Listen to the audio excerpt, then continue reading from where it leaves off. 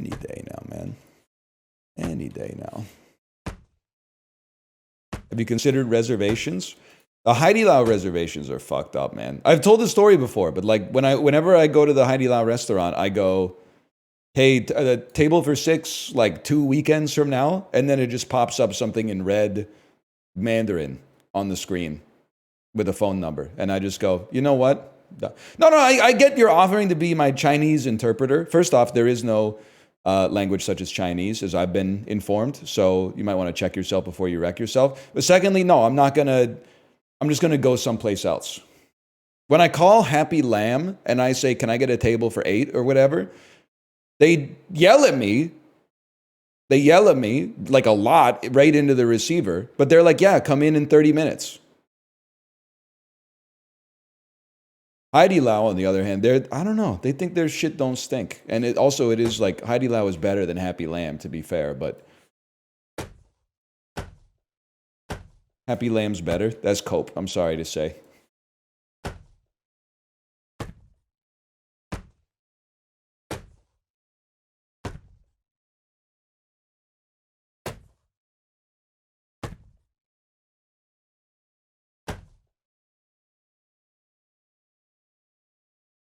Happy Lamb has bad service, but it's cheaper. It's self-service. I think you got to look in the mirror, man. If you want to make the world a better place, take a look at yourself and then make a change.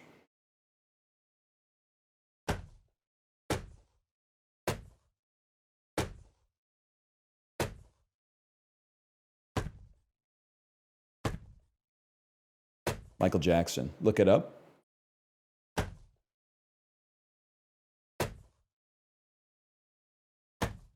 Ooh! You bought low on Jack Black. You're still holding the position?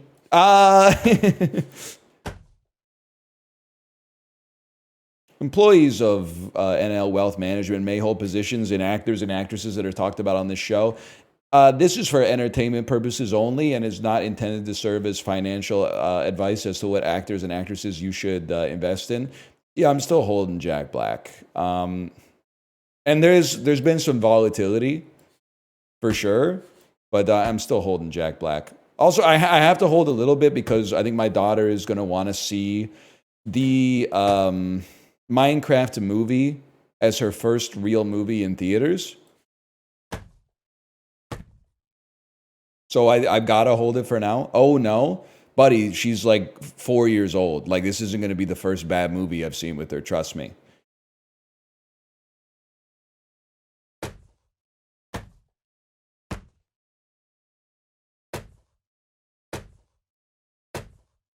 It'll honestly be nice to just be in the theater and maybe like take a nap or something.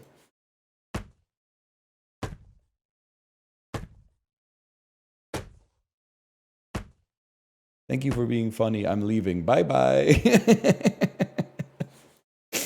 Okay.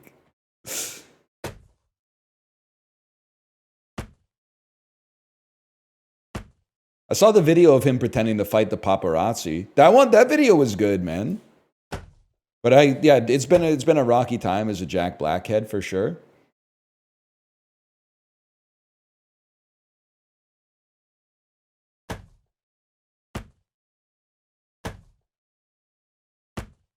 Glow is the best movie to see. I'm like, I'm sorry. No, I can't do this. It's not good for you. It's not good for me. I'm not saying Flow is bad. I want to see it. I want to see it because it'll make me cry.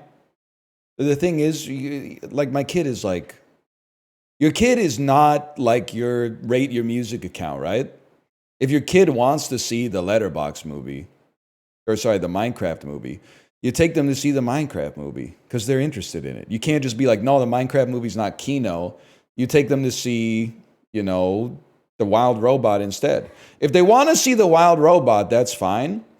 You take them to see the Wild Robot. But if they want to see like Dog Man, you take them to see Dog Man. They're 4.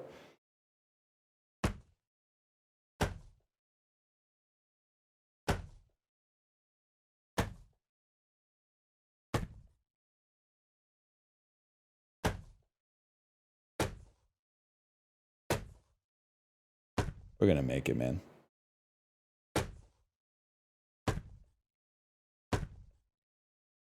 Dogman was like ADHD, the movie. You know, it's just like, I don't know, it's well-trodden ground.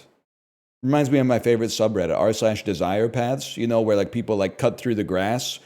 They don't walk on the sidewalk because like the building's to the right, so they walk through the grass, and then enough people walk on the grass, you can see where it cuts through the grass. We have our desire path here, which is like, why are you as adults so knowledgeable about movies that are made for children? And I'm not talking about Spider-Man. I'm talking about like Dog Man is made. That movie is for parents to take their kids to go see. I'm not gatekeeping. I'm just surprised, I guess. Sonic, I'll give you Sonic, okay? Because it was big in the 90s. I literally have a kid. Oh, okay. Well, then, you know, solidarity, my man. Solidarity.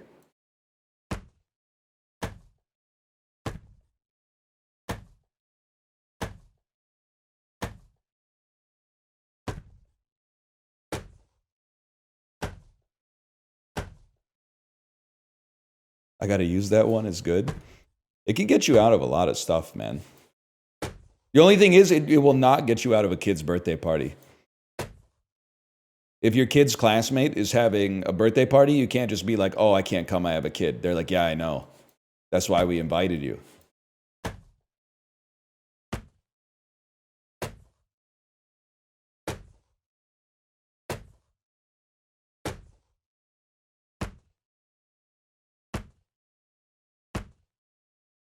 Any day now, man. Any day now. Just say she's sick? No, man, I want to go to the birthday party. It's free food. You buy like a $20 toy and it's like all you can eat. Every kid's birthday party, they bring way too much food, man. There's like 25-year-olds. They have like 2 pizzas and like a bunch of other food. And you're like, nobody's eating all this pizza, man. This is the best day of my life.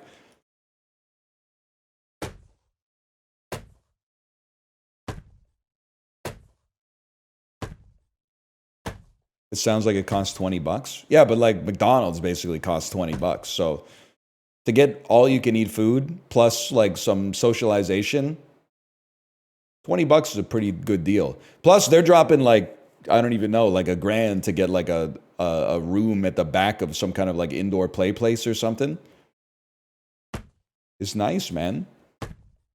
You don't understand. If you don't have a kid, you don't understand the joy and the freedom of standing in a line of 6 dads, all with your arms crossed, talking about sports, half watching your kids play in the ball pit, and then talking about like some really heavy fucking stuff. It's like, it's very All My Friends coded. Get in a line with 6 other dads. Kids are throwing the balls up in the air, running around playing tag. You're talking about how, like, you know, your parents are getting old and shit.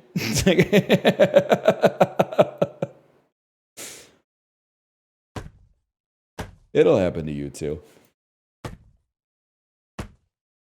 Whether the ball pit's there or not.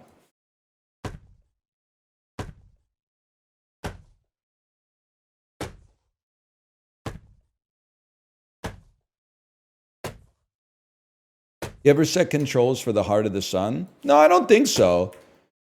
But there have definitely been times, you know, when I've been drunk and the kids were impossibly tan. But that's just relatable. I think that started when I was like 20. When I was like a little kid, you would go outside for like one day in July, you would be tan until like Labor Day. Nowadays, I could mow the lawn like every day for a month, and I'm still like fucking Bill Skarsgård, man. It doesn't make any sense. Like, why the fuck? Is it like you lose all your tanning juice as you get older or something? Like, I don't understand.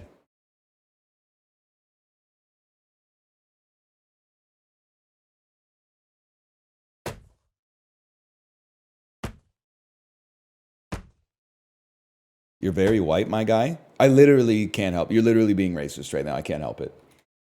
Sorry. What do you want me to say?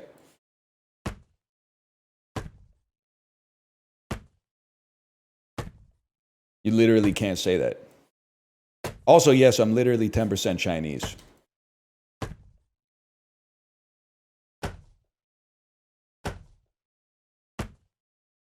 No, you're not. You don't know that. So you can't say that.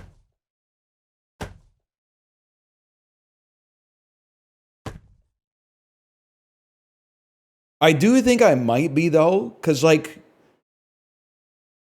Canada's not old enough for me to be genetically Canadian. Like I think your country has to be at least like 500 years old for your genes to qualify as like being from there. So I don't think I can be Canadian. Like, there's no shot you do like a. Has anyone ever done a 23andMe and it comes back and it's like, yeah, surprise, buddy, you're 100% American? Like, that can't happen, right? Native American, sure.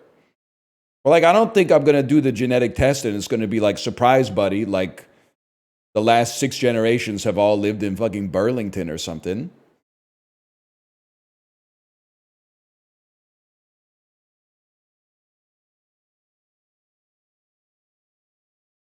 Doesn't make any damn sense to me. So I think there's a chance that like I could be 10% Chinese. Because once you take Canada and the US out of it, there's only like, I was going to say 9 countries left on Earth.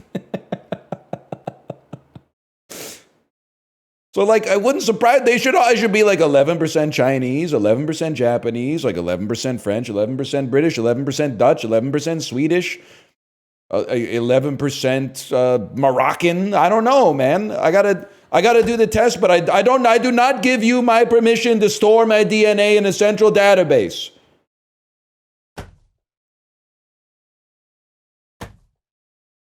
Is there anybody doing like open source, we delete your data? Otherwise, I just gotta like do it in my soul, man. Which means to me, as far as I'm concerned, I'm 10% Chinese.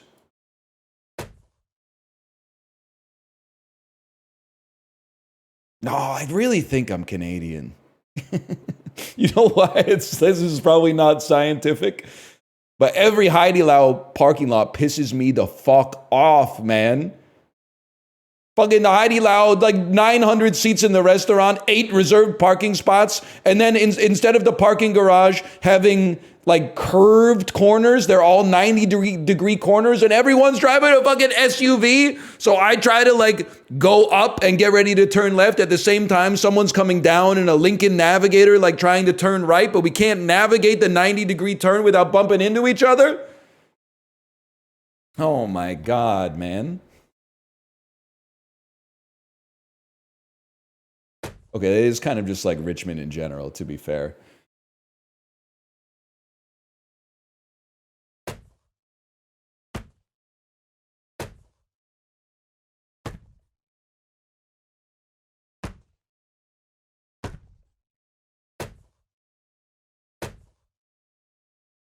I go to Crystal Mall whenever I want to test out my anger management. Oh my God, man. Crystal Mall is bad. The worst, I think.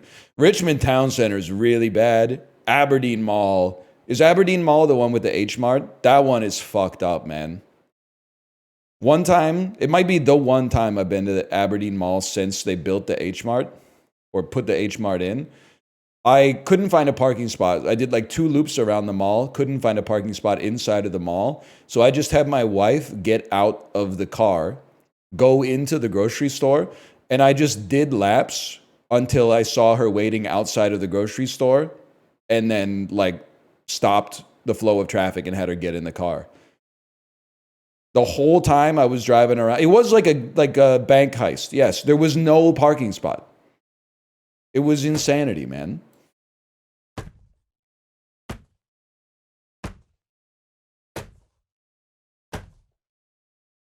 Guess how many Haidai Lao restaurants there are worldwide? I'm going to say 261.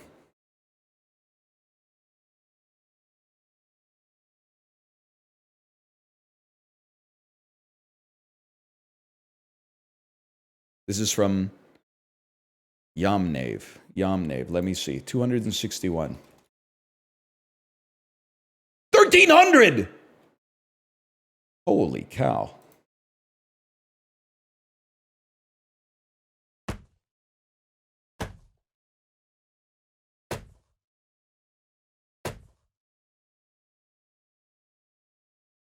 How many aren't in China? I don't know, but there's one in Vancouver and there's 2 in Richmond that are like less than a kilometer away from each other.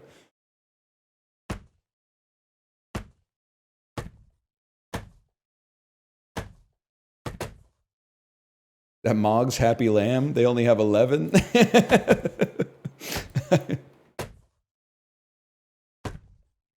Every time I'm at Happy Lamb, I always think of the Trump tweet about Diet Coke whenever I get like the shitty fucking complimentary dumplings they put out. The Happy Lamb Corporation's not happy with me. That's okay, I'll keep eating that garbage. I'm full, but I could probably fit like 8 to 10 shitty dumplings like inside of me for no reason whatsoever.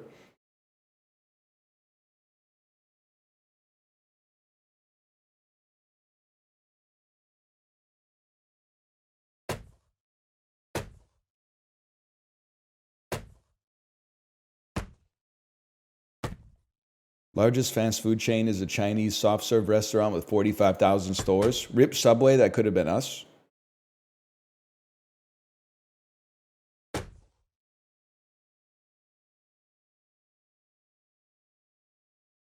Could have been us, man.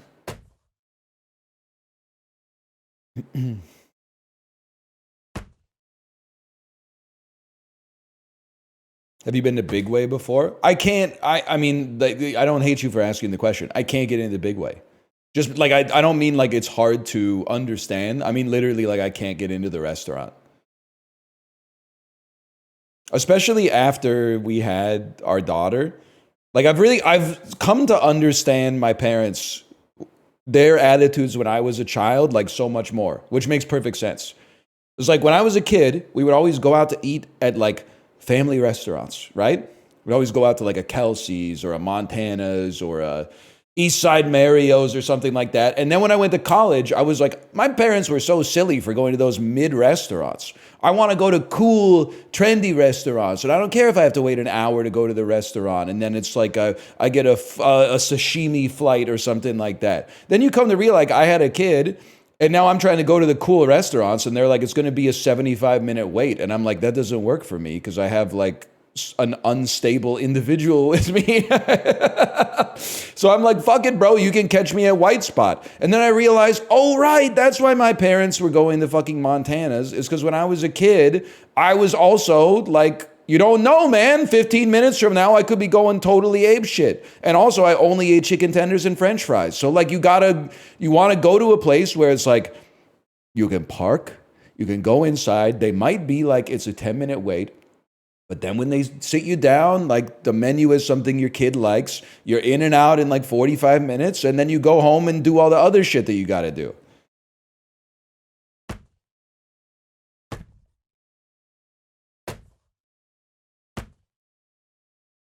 You do want to go where everybody knows your name. Try flipping the bottle the other way.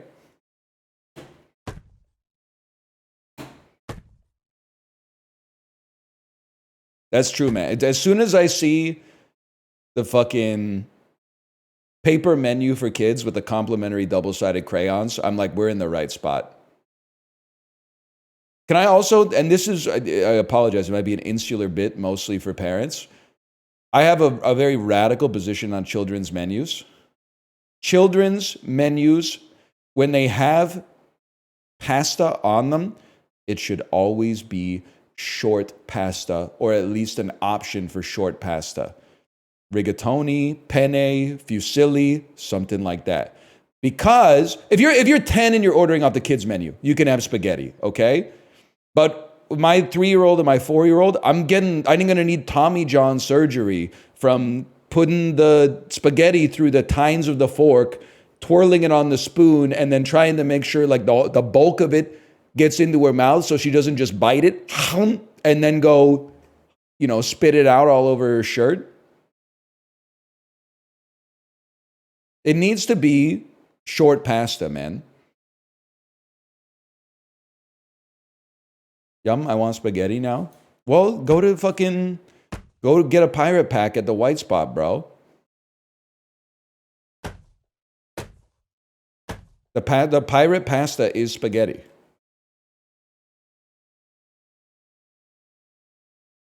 What about Korean barbecue? Actually, Korean barbecue goes crazy for a kid as long as you can keep them from touching the grill.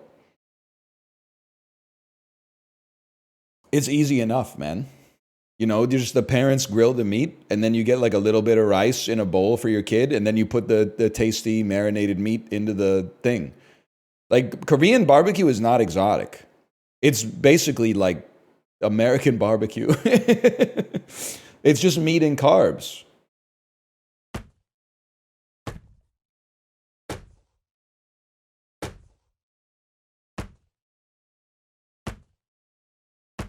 Come on, man.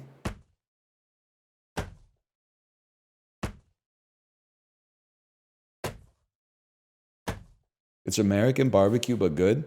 I got a lot of problems with the US right now, but like culinarily, they're still the GOATs, in my opinion. I lived in Korea. I've never lived in America. Korean barbecue goes crazy, but like I think American barbecue, if you're like it's under like it's not as good as Korean barbecue, I think you're underglazing it, man.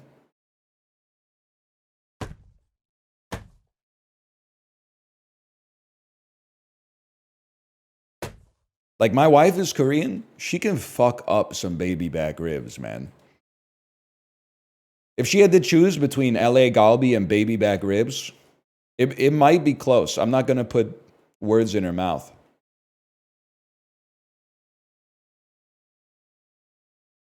I'm not asking her right now, but I am typing to her.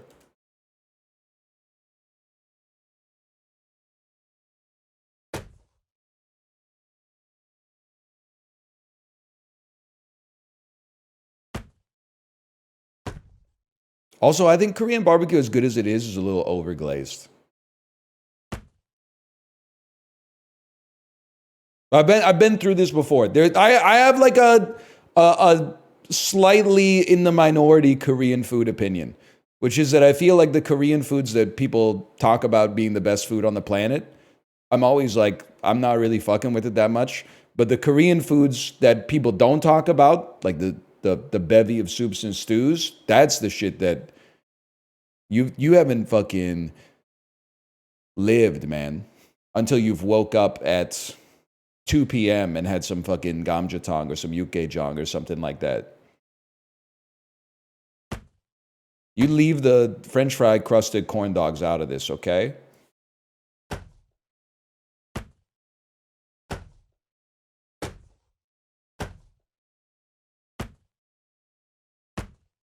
Sulantong, you Philistine.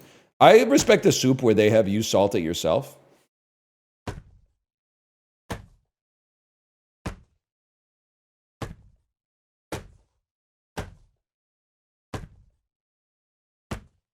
That's how they do it, man.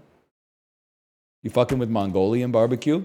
I went once and I had a great time, but I've never been back.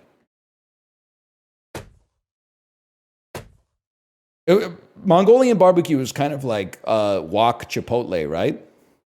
Like you go through the line and you're like, give me some of this, some of this, some of this, some of this. And then they throw it all in the wok for like 45 seconds and then give you the plate. I'm kind of into that.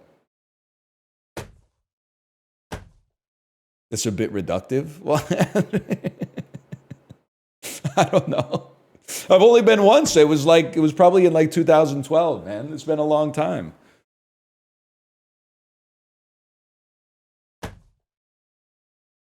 It's been a bit.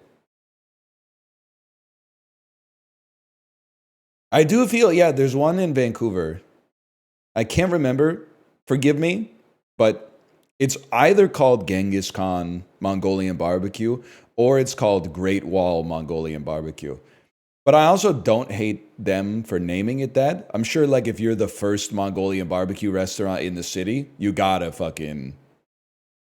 name it that, man. It does have the Disney font, man. I forgot.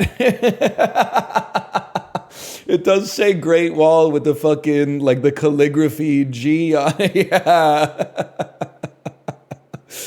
Oh man. That's fucking funny.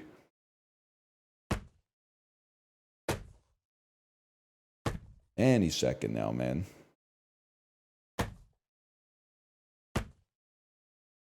Why are you putting your whole arm into it? You don't get it, man. You don't get it. You have to.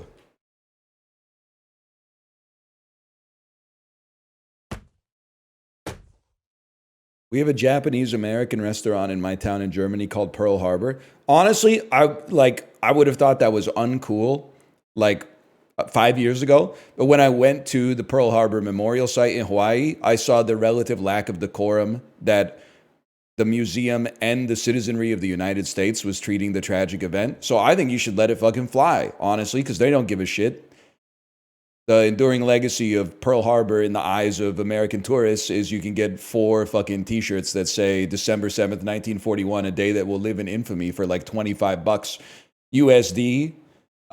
There was a sincere lack of any kind of like solemn contemplation in the entire place.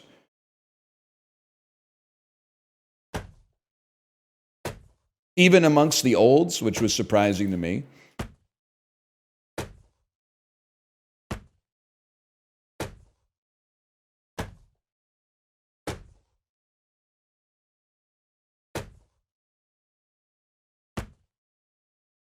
The movie made me not care. Okay, that I don't think that's fair.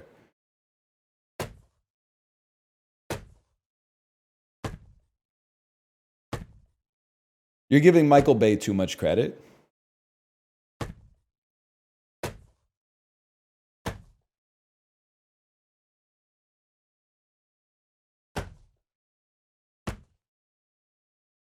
I mean, they're on vacation. Okay, go to like a sports bar then, man. If that's the vibe you're looking for.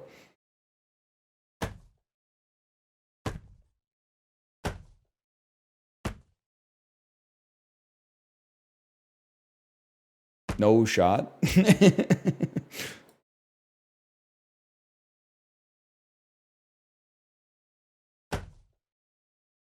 Crazy that Mikey Madison won over that lady. Okay, first off, show some respect. Her name's Demi Moore. Secondly, of course she won. Demi Moore didn't have to act. She just had to be old. It's literally like she was doing a nonfiction performance. So, of course she fucking won. I hate this bit, but it's really funny. You got it, Megrasta, you got to admit the bit is really funny.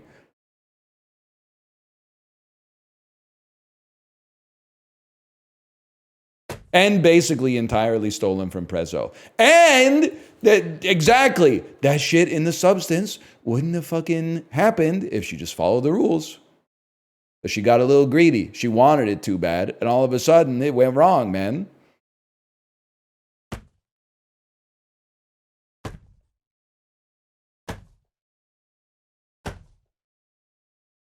All she had to do was respect the balance, man, and switch every 7 days or whatever.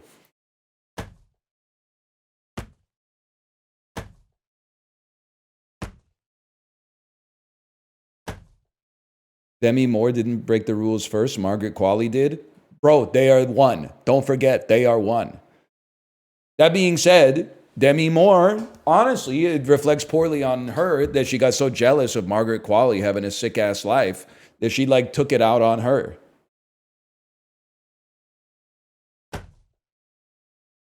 She didn't respect the balance, man. She didn't switch every 7 days.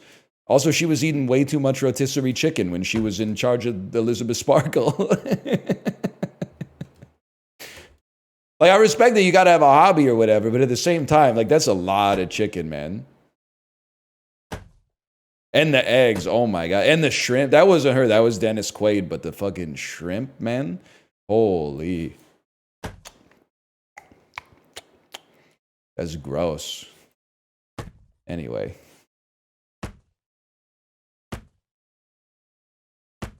Shrimp was the grossest part. I don't know. I don't want to spoil anything. There was a part close to the end where, like, okay, the shrimp was pretty gross. The shrimp was pretty gross, but... And then, oh, when they put the needle into the pus, man. Oh, that's the worst. You gonna see Novocaine? Buddy, I saw it on DVD when it came out in like 2002.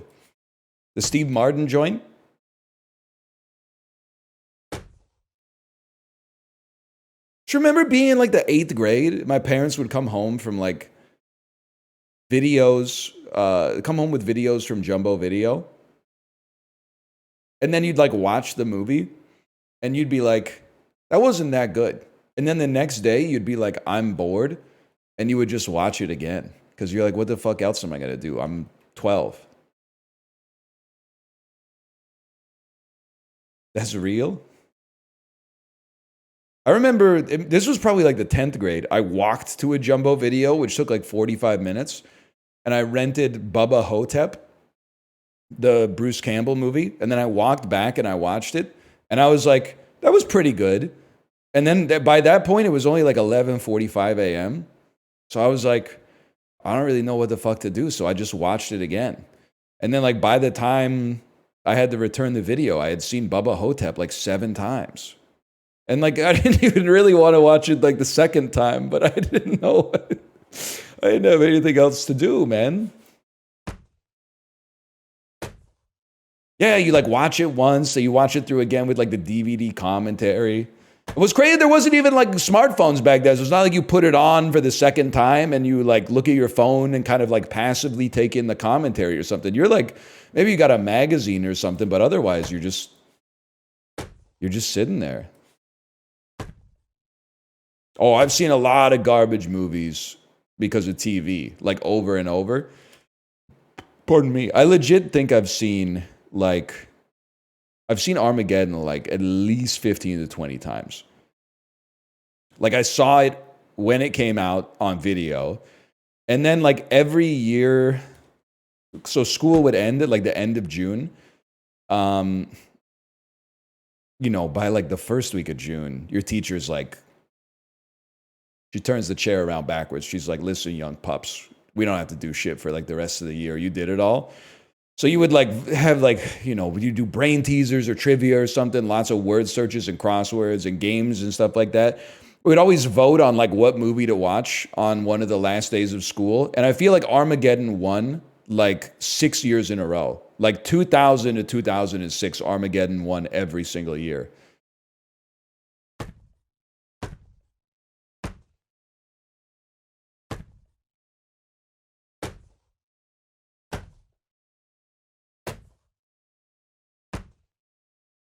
And Pearl Harbor. I did see Pearl Harbor in geography class, which was very funny. And then I've told the story many times before, but there was an unusual child in our class. So we watched it in 9th grade geography. And all the kissing scenes, he covered his eyes like this and would go like, oh, no, no, no.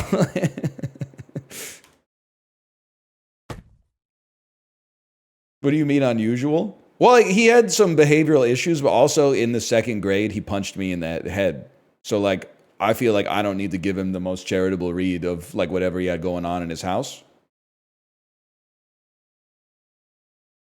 Like, if he hadn't punched me in the head, I'd probably be like, I don't know what his home life was like. But, like, 8 years earlier, he had punched me in the head. So, honestly, I was kind of, I was laughing at him, too.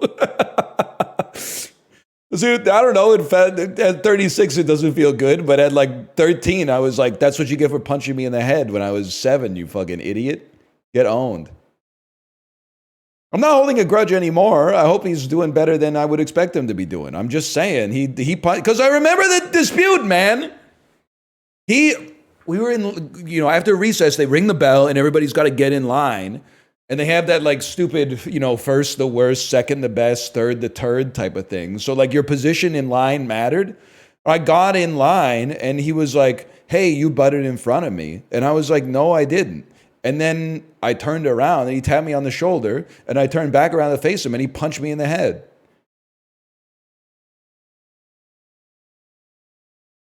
Like that's bad for 2 reasons. One is it doesn't make sense why I would butt in line to be like closer to the front to get back to school. Secondly, he sucker punched me.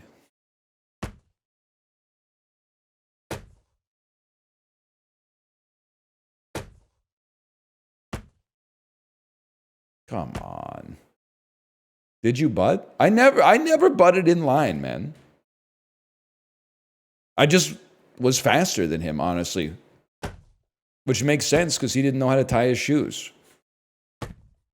So I don't know why he didn't see the skill difference or whatever, but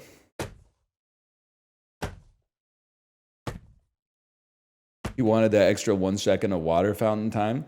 Dude, that's what's crazy. I'm sorry to play the hits again, but it is Trickshot Simulator. Every time I forget a water bottle for my kids' like 1 hour long activity and feel like the worst dad in history, I remember that we used to go to school for like 8 hours a day with 150 milliliters of juice or milk in our lunchbox. And like sometimes you'd be like dying of thirst. You'd be like, can I get a drink of water? And then you go to the water fountain. The water touches your lips, and a second after that, somebody like puts their knuckles out like this and punches you like right in the calf or something like that to give you a Charlie horse. You get literally the whole day you drink water for 2 seconds, man. It's crazy. What? You guys never had that after gym class? No kid in middle school. Water bottles didn't exist until like 03, okay? You would finish gym class where you were running for like 70 minutes, and then there would be 30 kids in line for one water fountain. And if you drank for more than 2 seconds, people would beat the fucking shit out of you, man.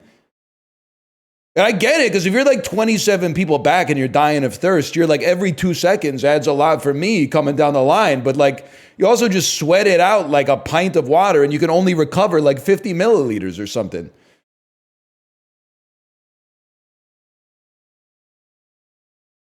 Yeah, they say save some for the whales. 1, 2, 3, that's enough for me. She'll piss you off, man. This was life. Nowadays, like I drop my daughter off for like a 40-minute class, and they're like, "Oh, you didn't bring a water bottle." I'm like, "Yeah, she'll be fine, man." She's drinking mad Calpico at home. Don't even worry about it. Trust me. She's pissing, man. Because I gotta be the assistant every time she goes to the bathroom. Trust me, she's pissing. Okay, she's doing okay.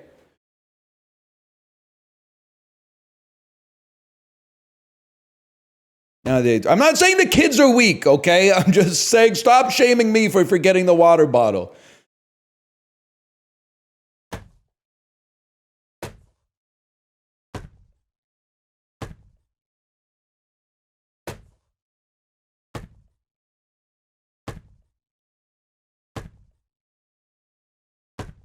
Come on, man. What's your take on grade 13? Yeah, in Ontario, for anyone who doesn't know, until like 2002, there was an extra year at the end of high school. So you would take high school till grade 13, then you would go to college. I mean, my opinion on it is that it's complicated. I didn't have to do it because I started high school the year that grade 13 ended. So my first year of high school, there were like 5 years of kids. And then my second year, there were 4 kids. No, it's not a bit. They rolled it back in 02, I guess. Not 4 kids, sorry, 4 years of kids. I did have like not that many kids in my high school either way. But I feel like it's one of those things where like when you were in grade 13, you probably fucking hated it. But like looking back, when you're like 27, you would probably be like, man, grade 13 would have been fucking sick. Because you just like, I mean, not to be cynical, but like the longer you can stay in, not even in school, but like out of the rat race. Not for everybody, but I think broadly, like the more quality of life you're stacking under the curve. Like to not, you realize once you're out, there was really no rush. Now you can understand why it felt like there was a rush, because like you had also known nothing but being in school for your entire life up to that point, but still.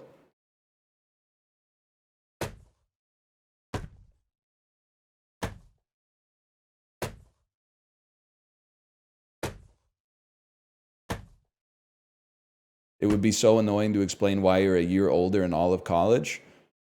You're not following the thought experiment through to its logical conclusion. The other people in college were the same age as you because they also almost certainly did grade 13. It wasn't like it was my school. It was like my province where like 50% of Canadians live. So like half of Canadians that were born in like 1984 or earlier did like up to grade 13. Also, you're really popular if you're 1 year older in college. What if you went to college outside of Ontario? Well, then you're fucking a keener, so who fucking cares, man? Oh no, I'm at Harvard. I have to explain why I'm 1 year older. Who the fuck cares, okay? Just join Skull and Bones or whatever. Join the deep state. We're talking about going to fucking Trent University and shit. Ryerson. What about other provinces? What's the matter, young pup? You couldn't hack it at University of Waterloo? Had to go to University of Calgary or Victoria instead? I guess we're just talking about, you know, different sort of, I mean, I don't want to say skill difference, maybe a little skill difference involved there. It's not a problem. You just say, yeah, I'm a year older. Sure, I'll sign for the fucking dial-a-bottle. Big whoop.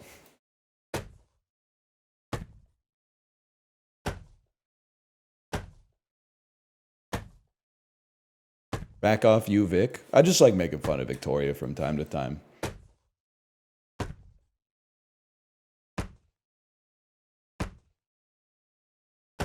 Because Victoria would be like, what the fuck? Don't make fun of us. And then every time I'm on the island, they're always like, the mainlanders are coming to Victoria and buying all of our yarn.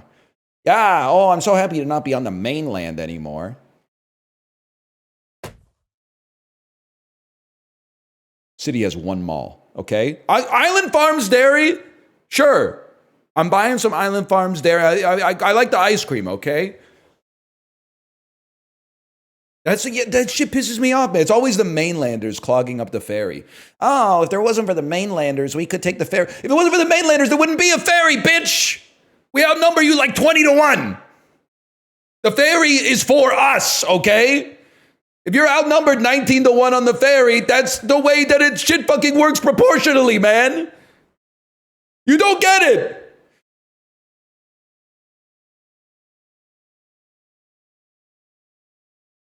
That's true. Also, where the fuck do you think the yarn came from? That shit was fucking made in China, came on a container ship to the port of Vancouver, was unloaded by Hell's Angels, and then shipped back to Victoria. That's our fucking yarn, bro.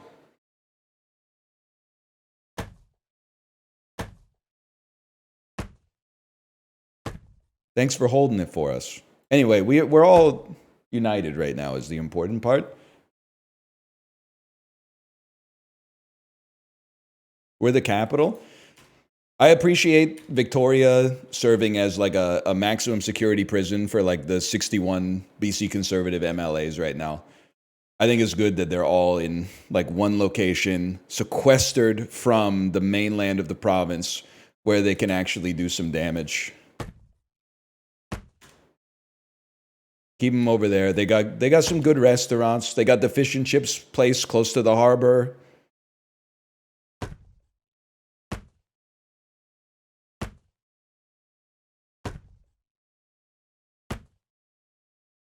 Red fish, blue fish. Yep, I know that's right. I like Victoria.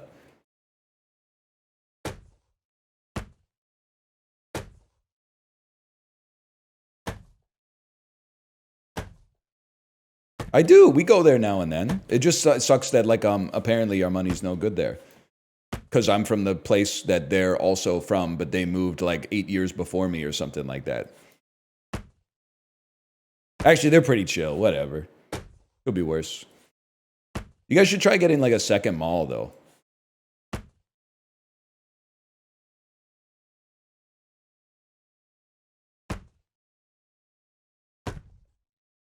Lamau.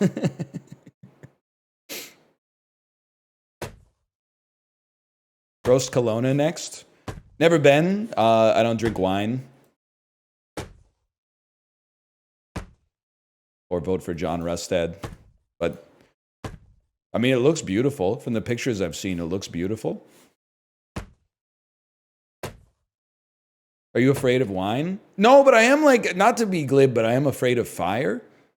And like Vancouver has enough fires to begin with, but like Kelowna seems to be on fire like all the time.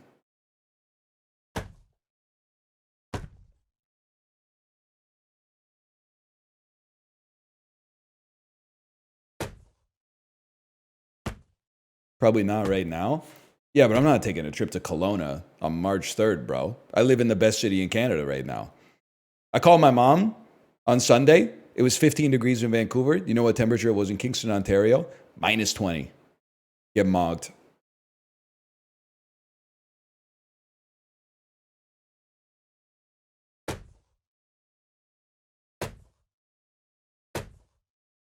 It's 5 today. That's not too bad. That's shorts weather in Ontario. I know I talk about it a lot. It's still, I've come to accept that it's like these people are not virtue signaling. They're living their honest truth.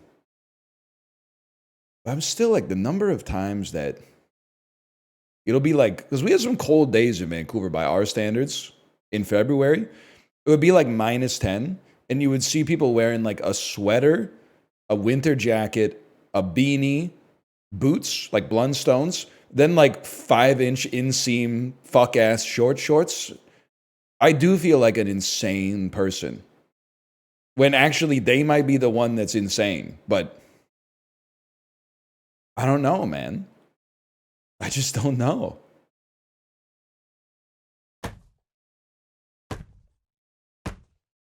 You don't get it? I think I get it. It's like you think that you're going to walk into the grocery store and it's going to be like an old Axe body spray commercial. Like all the ladies are going to be like, oh shit, that guy's wearing shorts even though it's fucking cold outside. Yeah, you, the guy in the fucking Opeth hoodie. Put a baby in me like right now. That's what I think is going on in their head. That might be like my own personal fucking biases or defects or whatever, but it literally happens, bro.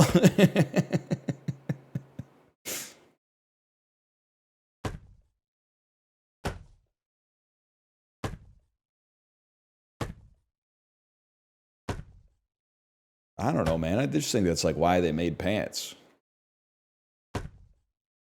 John Fetterman. Okay, if you're like 7'1", 310, like I just don't know what the thermodynamics are like of your body, okay? If you're a motherfucker that looks like me and I'm shivering, I'm like, you shouldn't be wearing shorts, man. But also, you are entitled to do whatever you want to do. That being said, I don't know. I am going to judge you a little bit. But then, like, I judge the opposite, too. There's times I'll be, like, out and about in May, and I'll see people wearing, like, fucking Canada Goose winter coats when it's 21 degrees Celsius. And I'm like, you didn't get the memo, huh? You're going to stink to high heaven in, like, 10 minutes. Like, this is long sleeve T-shirt and shorts. Or maybe chinos. Or like some reigning champ joggers or something.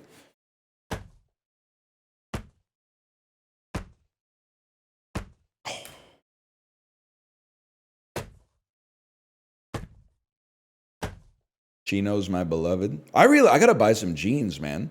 I was thinking this weekend, I don't have any fucking jeans. I've got khakis, I've got brown pants, I've got gray pants. I don't have any blue jeans. I can't remember the last time it's sad to think one day you buttoned up your blue jeans for like the last time. You throw them out every season? No, I think it's like I used to have 90% of my pants were blue jeans. So then for the last like 8 years, every time I bought pants, I've been like, I don't need blue jeans because I have so many. But like enough time has now happened that I haven't replaced the blue jeans from 8 years ago. So it's like I'm running low, man.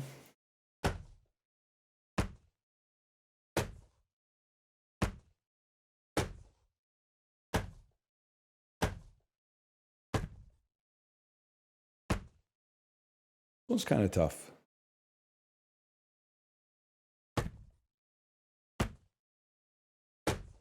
When are you going to get around to the good Bob Dylan albums? It's an interesting question because it always depends. Sometimes it'll be some motherfucker who's 82 years old who's like, when are you gonna do a modern times retrospective? And I'm like, buddy, I've been fucking with Spirit on the Water since you were fucking Secretary of Defense in the George W. Bush administration. Okay, so like, first off, you don't mess with a real one, and you didn't know that I was a real one. But then sometimes they're talking about the fuck-ass Bob Dylan albums from before he went electric. And I'm like, buddy, the war ended 70 years ago and you lost. You lost. I'm sorry. I don't give a shit about how many roads must a man walk down. It just doesn't, it doesn't speak to my spirit. I'm more for the Bob Dylan songs where he says, like, she did me despicable, but my money still grew.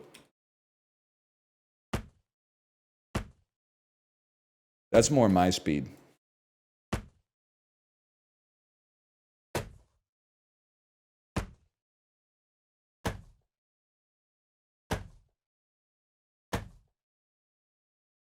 Donald Rumsfeld died, brother. No!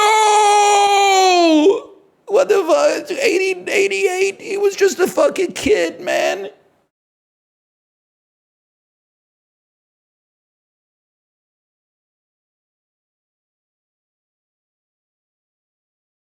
We're gonna make it, man. We making it out the woods with this one.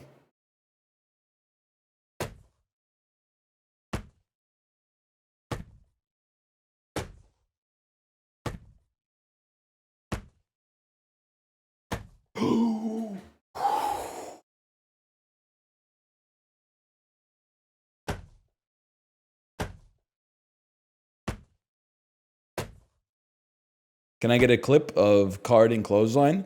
You could do it yourself. You could buy the game for yourself, do it, and then you'll get a clip.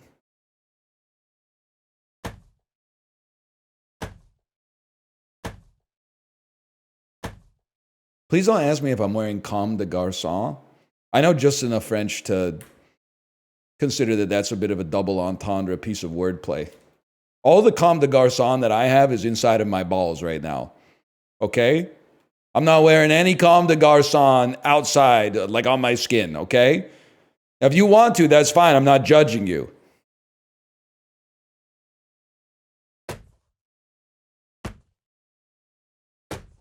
It's a brand, brother. Everybody's got their own brand. CDG is pretty good. It's probably like the best airport in Paris, if I had to guess. I don't know. I've never been there.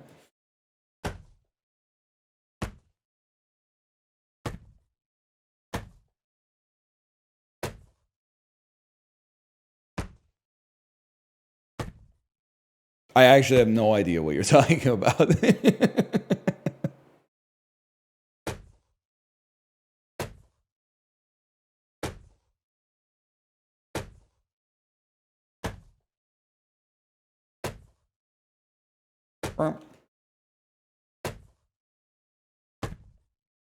How fast can someone pass you on the highway before it becomes offensive? Well, there's like it's a bimodal distribution. If they pass you insanely slowly, that's offensive. Because you're like, you weren't okay with me doing 10 over the speed limit. Like, you have to do 11 over. That's a mental illness as far as I'm concerned. And then when you're doing 10 over the speed limit and somebody passes you doing like 50 over the speed limit, you're like, that's also mental illness.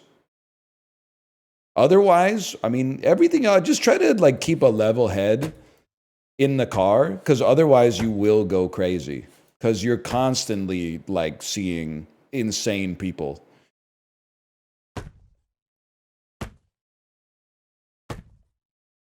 $50 over is crazy. Well, we're talking at 50 kilometers over, because we're in a trade war right now. So 50 kilometers is only like, it's like 30 over, I guess.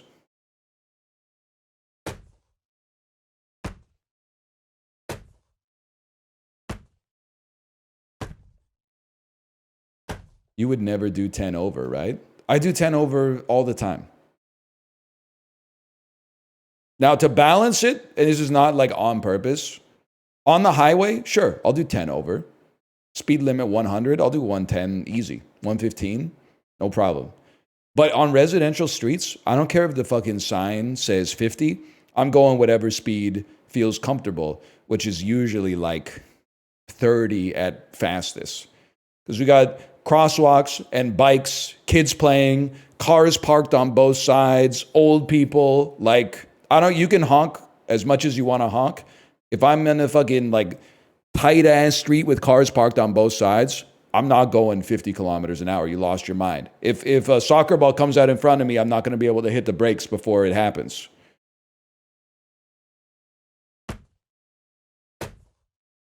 If you wanted to go fast, you shouldn't have gotten off the fucking thoroughfare to try to cheat the system. You know what I'm talking about, Vancouver motherfuckers? Oh, there's so much traffic going south on Oak Street right now, but I've still got to get to Richmond. Maybe I'll just fucking turn left on 53rd Street, 53rd fucking Avenue, instead of waiting for like Park Drive or something like that. And then all of a sudden, there's cars coming the other way. There's cars parked on both sides of the street. And you're like, That's why you stay on the major thoroughfare, you motherfucker. That's what it's there for. You don't try to take a shortcut down the residential streets. They're not built for that. It's built for the people that live in that neighborhood.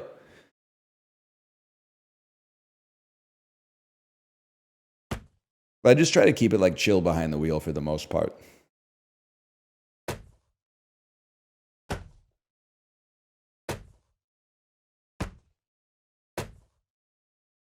I'm taking the residential street. You're probably going to get there like a minute and a half faster, but it's going to be so much more stressful, man. Without a doubt. And it's going to annoy everybody else. Like my one green flag, which is probably not even fair, is that whenever there's like some shit that was impossible for me to design or build, I default to the wisdom of the person who designed it. Now, there's lots of false positives there, but like if there's a big north-south thoroughfare that's designed to funnel 100,000 people in a half hour from like point A to point B, I say, you know what, city planner? I think you got that one figured the fuck out. I'm just going to stay in my car and chill. Turn up the music a little bit, no problem. I'm not going to be like, well, I could fucking get off at 42nd and then like sneak through the roundabout here and then go 30 over and then try to cut back in with like a left turn against the flow of traffic 10 blocks south. Like, they got more data than me, little bro. I trust the roads, man.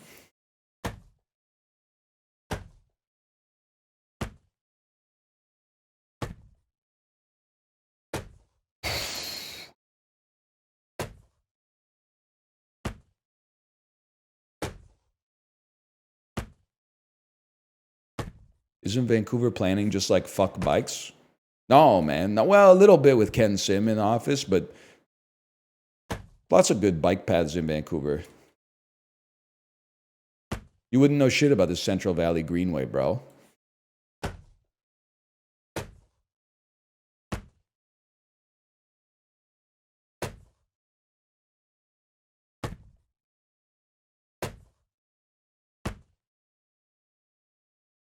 What about Doug Ford? I wouldn't know, honestly. But like, I mean, it'd be nice if they had better biking infrastructure, but also at the same time, like October 1st to like Victoria Day weekend. It's really cold. I'm not saying you can't bike, but it's hard.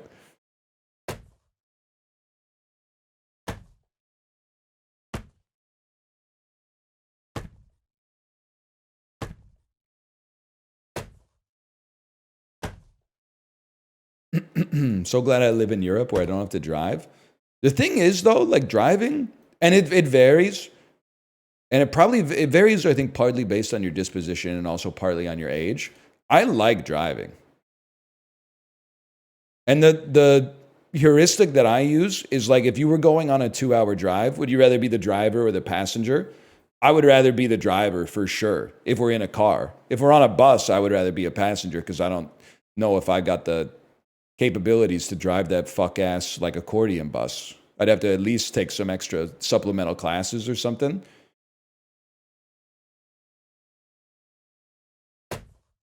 I'm a passenger princess. I don't know. I like being the guy with the wheel in my hand. I'm also a chill passenger. Like, I don't backseat drive at all unless it's requested of me. I just try to stay in my lane because I drive a lot, and whenever someone backseat drives, it's like annoying as fuck.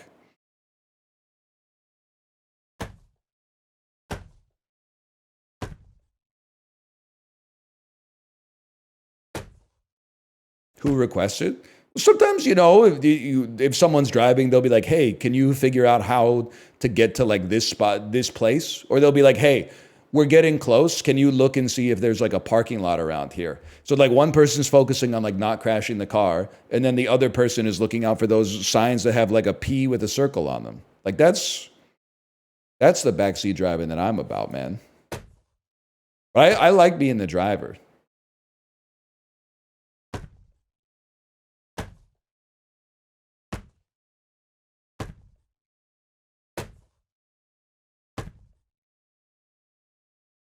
Riding with an ADHD driver is terrifying. It is like, why is it like 98% of Ubers, man? I will say, like, every time I've been like, I'm in a taxi or I'm in an Uber and I'm going to the airport and I'm like, man, I wish they would just drive like safely and I'll be 3 minutes later, but not think that I'm going to die on the way. Then the last time we flew, we left like 15 minutes. I was going to say 15 hours, but like 15 minutes later than I wanted to. And the Uber driver was driving like the speed limit. And I was like, fuck you, man, you fucking dickhead. Hit the fucking gas, bro. We're going to be late for the airport. And I got it. At that point, I got it. I was like, okay, most people are probably in this position a lot.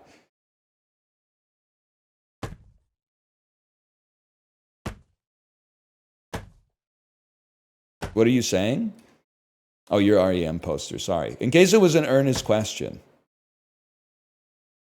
I mostly, 90% of the time I'm in a taxi or an Uber, I want them to not drive where I feel like I'm going to die the whole drive. But there was one time where I was like, I really wish this guy would step on it.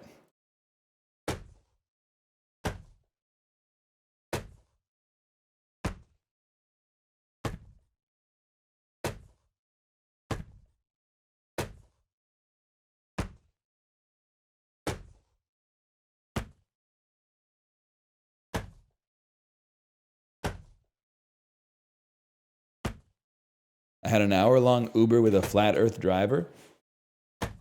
Bob Dylan lyric waiting to happen right there. But I like that, man. Like is not maybe the right word. I do feel like 50% of your Uber drivers are going to be certifiably insane. But it's like GTA. Like, you just enjoy the situation. It's not going to last forever. You don't get to meet these people in like, your everyday life for the most part. So you get to have a talk. I had a talk with an Uber driver who told me he got abducted by aliens.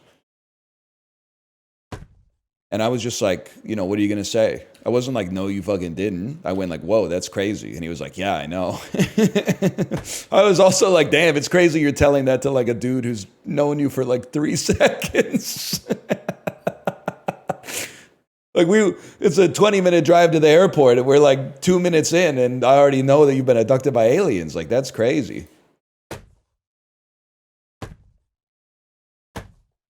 You think he was lying? I think at the time that he told me, he believed it. Do I think he was abducted by aliens? No, I do not. Do I think that he willfully told me a lie? No, I think it's more complicated than that. I don't know the answer.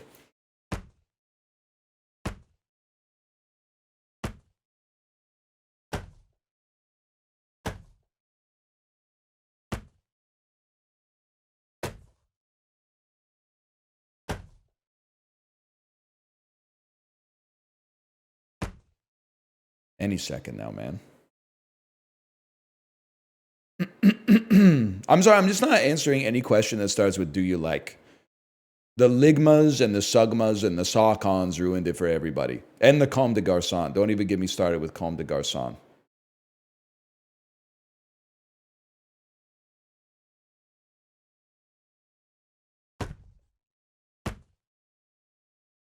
Are you a Keurig enjoyer? Nope, not really.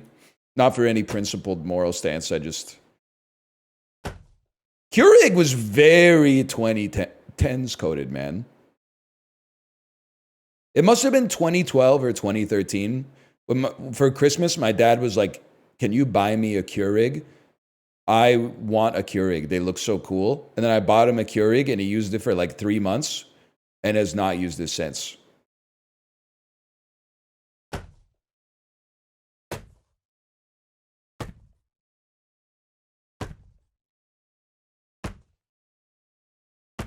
Ooh.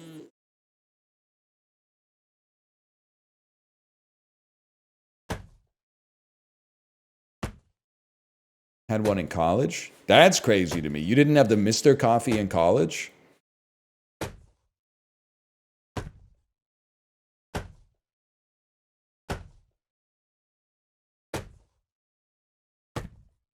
I use an espresso? Yes, that's that mean espresso. Why don't they should stop paying George Clooney and start paying Sabrina Carpenter.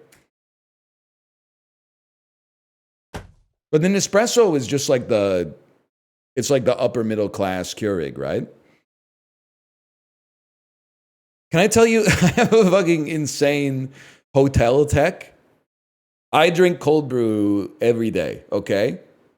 Oh, it's a Drew Gooden bit. My apologies. I hope it does. Or whatever.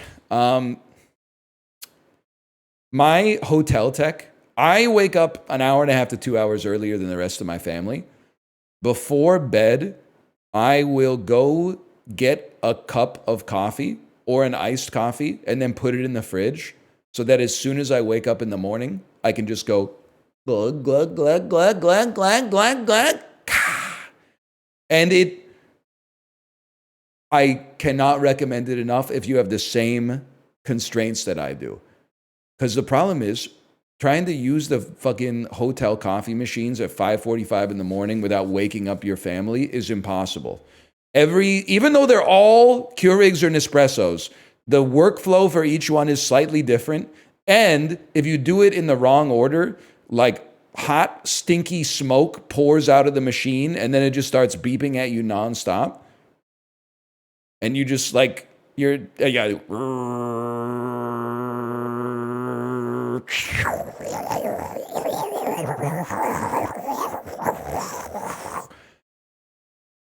This shit is like, it's not functional. But I'm not just going to sit in bed playing Slay the Spire for like an hour and 45 minutes. That's crazy, man.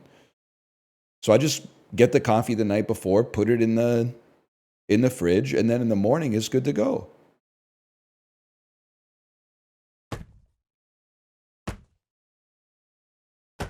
Why not leave and go on a little walk? Because I got to fucking shower, brush my teeth, change, all that shit. I'd rather have the coffee first. Then I can go poop. I can take a shower, put my clothes on, and then go for a little walk. And I'm already pre-caffeinated.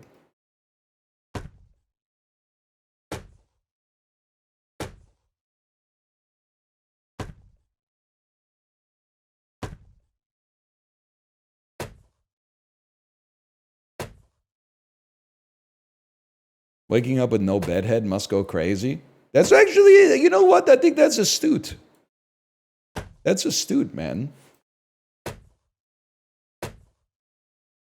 It is true that unless you smell, when you're bald, nobody knows you haven't showered. But I know I haven't showered. So I tend not to leave my domicile unless I've showered. Did you guys see the Reddit, the Am I Over Librarian? If you saw this one, I know you saved it. The one that was like, am I the asshole for not looking after my sister's kid? And then the text was from like the older sister that was like, hey, can you look after my like 2-year-old's name here? I have to go to work tomorrow and they're going to fire me if I blah, blah, blah. Anyways, you should have gotten the babysitter regardless. But then her sister was like, I don't think I can do it. I don't wake up at noon and I have to shower tomorrow. I was like, damn. You do you, Queen, but that's a wild thing. She was well within her rights to say no, but to say no, I don't wake up until noon and I have to shower tomorrow is crazy. Now, also to be fair, she was like 17 or 19 or something like that. Like, just foisting your 2-year-old on your young sister to be forced to watch him is kind of crazy. That being said, it's a very funny rebuttal.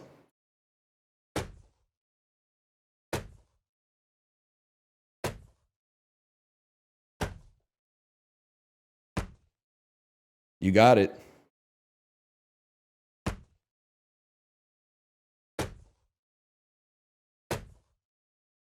And then she did something else, which was not, the sister did something else, which is not fair.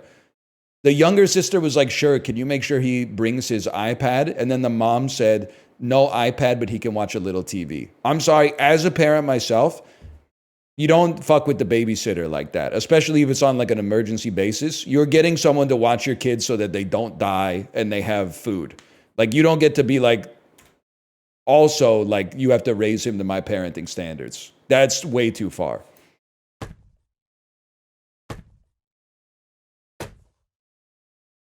Oh, I gave myself a Charlie horse.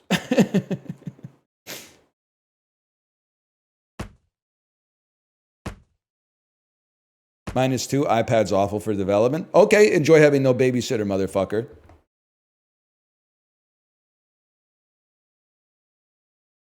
If I was 15 years old and my older sibling was like, can you watch my kid? By the way, they're not allowed to watch the iPad at all. I would be like, what the fuck, dude?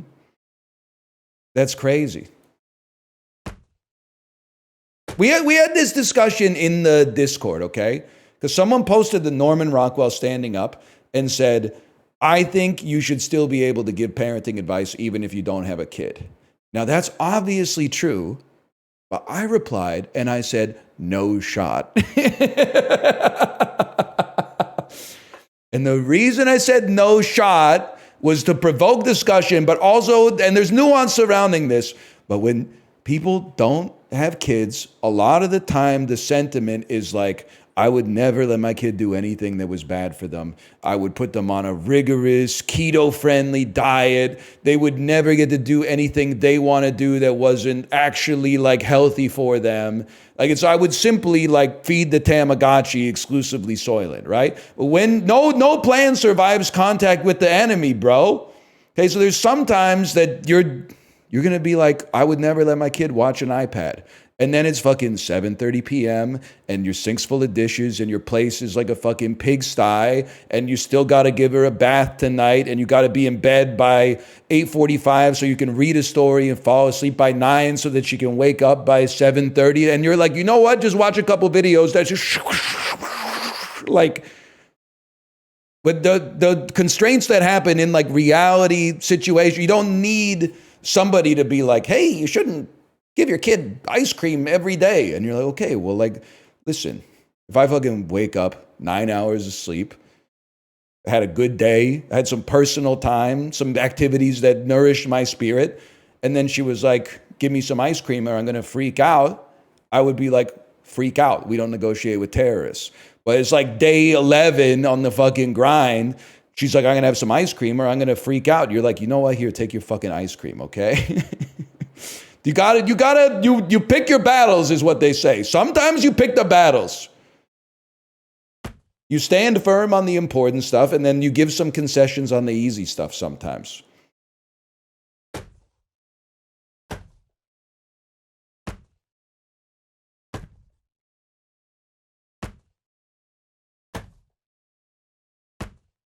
We're going to make it, man. Sometimes you're the windshield, sometimes you're the bug. That's what it's all about. I don't really know what that means in this context, but that's what it's all about, man. But also, I know it's not fair, but like taking parenting advice from Twitch chat at 10:56 a.m. on a Monday morning is like, you gotta fucking...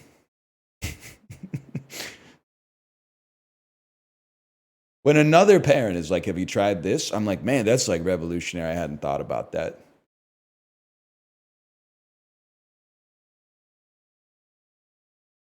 sometimes you got to consider the source of the advice, is I guess what I'm saying. But you guys would probably be like really good parents if you had kids. Maybe, what if you started treating yourself the same way that you thought you would parent a kid? Can you imagine how good your life would be if you like only ate healthy food, curated your media diet so you weren't consuming so much slop, you know, cut down on desserts and shit like that, got a good sleep every night? Sorry. Because here's the thing. It's like really hard to do it for yourself. It's almost impossible, but it's insanely easy to do it for another person who has like their own wants and desires and aversions and stuff like that. No, I get it. No. Totally, man. Of course. I will say, to pivot slightly, at the birthday party we were at this weekend, I had like a 5-minute conversation with another dad because he was like talking about how they were taking tennis lessons. And I was like, oh, cool, we're taking tennis lessons too. We talked about it. We were like, yeah, no, it's cool. Like, we just started recently, but it's a lot of fun. Yeah, like, no, everybody's having a good time. At the end of the conversation, come to find out, he was talking about his 5-year-old being in tennis class. And I was talking about my wife and myself. And it took the whole conversation to get to that point. He said something, I think he was like, you know, like, yeah, she was one of the youngest in the class, so like we were interested to see how it went. And I was like, oh, I was talking about like myself and my wife. I didn't realize, this whole time we thought we had like a shared experience. It was like, anyway. It's your go-to icebreaker. It depends if you know the parents. If you know the parents, you just, you know, start with a little talk about work or something like that. Some of the parents at my daughter's school, like, they're into games. So there was actually a lot of talk about like Monster Hunter World and stuff like that. But if it's a birthday party where like my kid's invited, but I don't know many of the other parents, I just kind of hang out with my kid, man.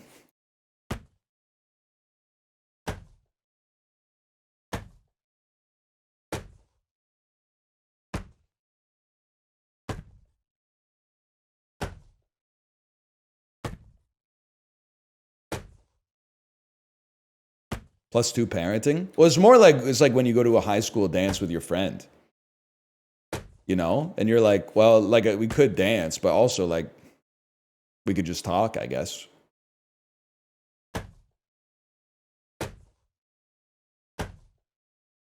No, none of the parents really know me, but I will say we had a play date.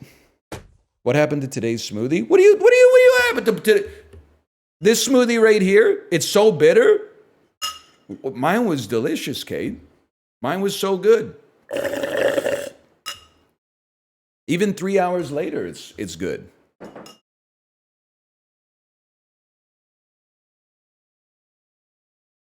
I did not put, because here's how I do the smoothie, okay? I'll break it down for you.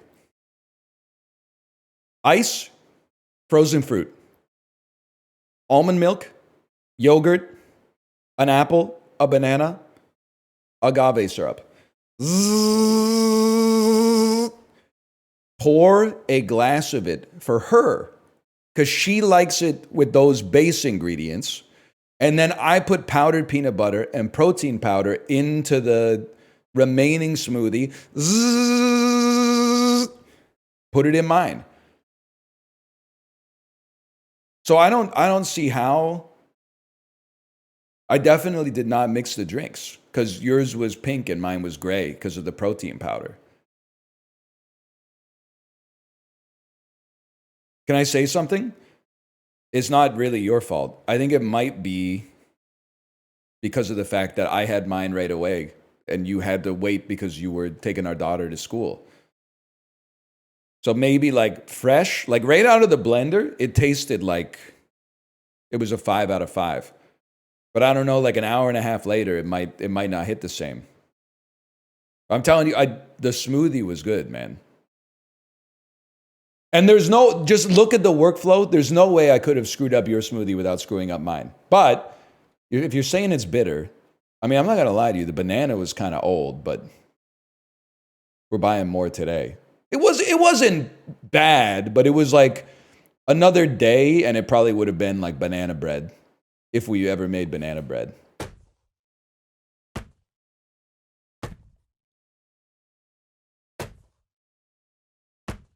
That's true. The protein powder does have like some sucralose in it or something, so it might have sweetened it up a little more on mine.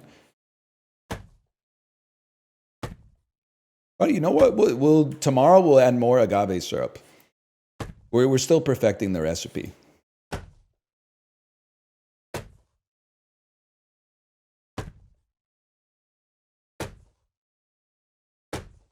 It is funny though, because like all the dads that play video games at our daughter's school, they always come up to me and they're like, "Have you been playing Monster Hunter?"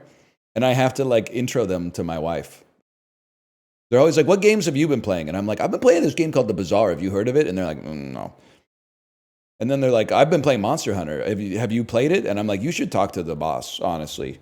So I think Kate right now is like organizing like a Monster Hunter. I don't even know what you call it. A group, a clan. Dude, so true. Yeah, with a couple of the dads from the school. But drama. There's drama because there's 2 hunting horn mains, and I don't know if you can have a party that has 2 hunting horn mains, because aren't they both kind of like support?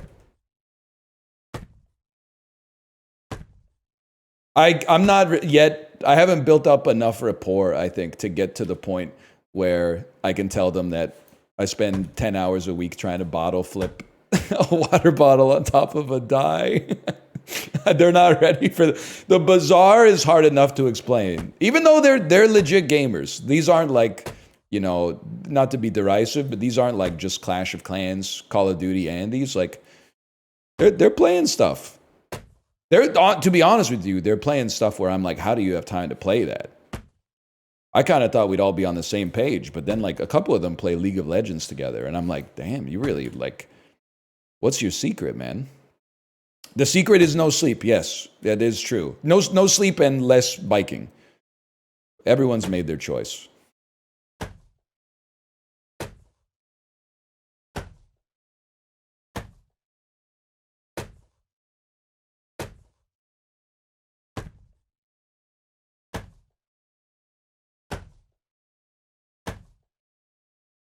All right, let's not insult the other dads. They're good dads, okay? In the interest of being honest, I bike more than I have to bike. It's become like a kind of, it's not bad, it's still good, but it is kind of like an obsession. But the intervals today were fucking sick, man. We gotta lock in Pelotoners because we got a fucking FTP test. 15th, 14th, 2 Saturdays from now.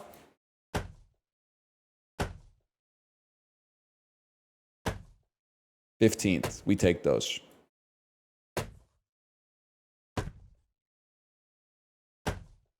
Now I'm doing Dennis Morden's Rush Ride again. That's a good one. Tom Sawyer, Cinderella Man, Limelight. Definitely has Spirit of Radio. Definitely has Free Will.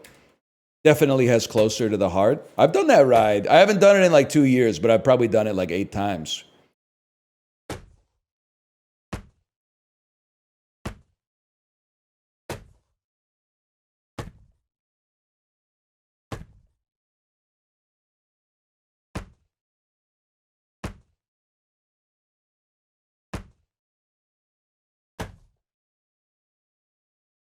Thank you, Kate. Thank you for saying that.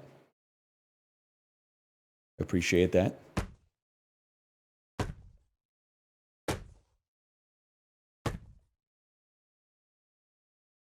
I still don't know what the fuck he's talking about in Tom Sawyer, man. I probably heard the song 200 times. I don't know what he's saying. There's a couple lines, like you take the lines out of context.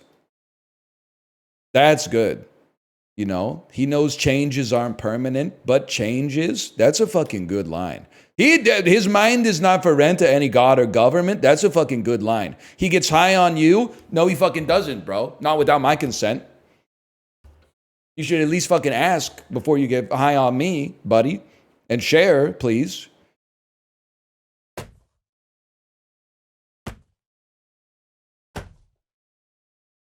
When he says the world is, the world is. Yes, man. That's what it's all about.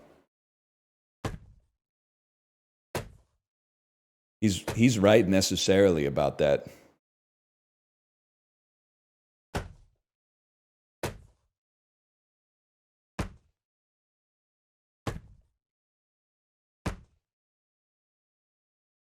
Did you bring enough for the rest of the class, Getty?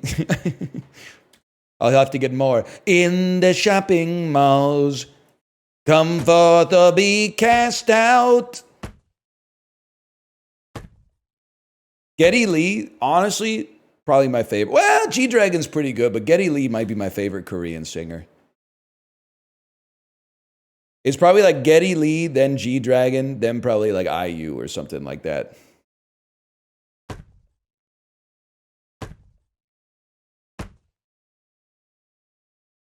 When Geddy Lee goes on fucking 106 in Park. Dude, thank you for bringing up Bruno Mars. Because we were at the place where we had this birthday party this weekend. There was like a place where people could hang like a message for Lunar New Year. And the Lunar New Year messages were so good. Like the average one was like, I want a year of prosperity. I want a year of good health. You know, I want to get a pet cat, something like that. Then one of the messages in all caps just said Bruno Mars. And I was like, yes, my man. That is my fucking, my dream for 2025, Bruno Mars.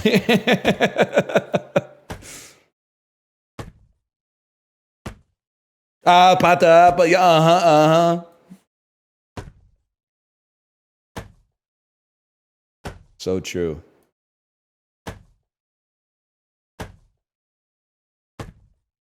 Please stop saying I'm wearing comme de garçon. I told you I speak French. It's literally TOS for you to say that. Not that there's anything wrong with it. I'm not. I'm not.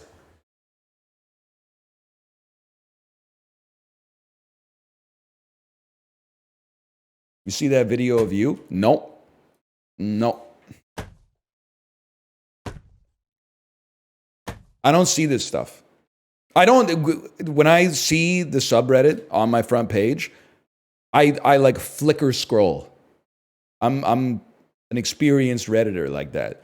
As soon as I see my logo with like, I read like 3 words of the title and just go, like get it off the screen. It's not for me to see.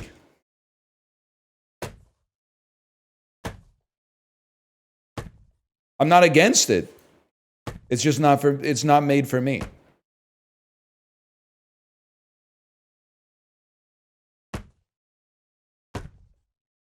The hell is that? Does it? That shit is like defying the laws of physics, man. Why not unsubscribe? He's not logged in.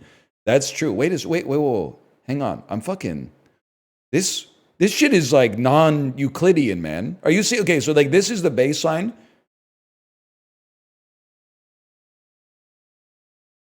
That doesn't look right.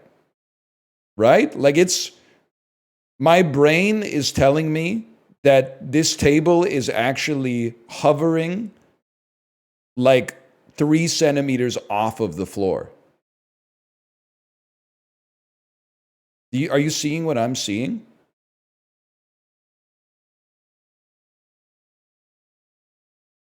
Okay, now I gotta go back to stage select real quick.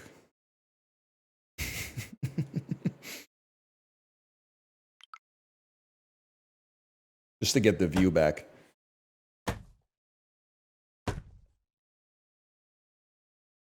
Can I tell you, man? This weekend I was on cloud 9 because I got the card in the clothespin. I honestly thought, like, I think by that lucky card in the clothespin I actually might have saved myself like 8 to 12 hours. I think I got it at least 2 streams before I had earned it, which is an ill-gotten gain, but still, that was big.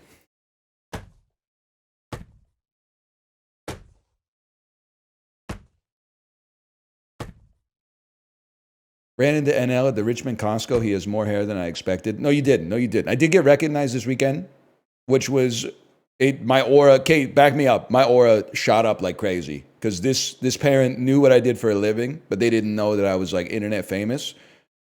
So when we were posted up somewhat, did you give him the $5? I did give him the $5. He said, I got a question for you. Would you give me $5? And I said, yes, sir. You're the first person who's ever asked me that. And I unzipped the crossbody bag and handed him a $5 bill. I swear to God.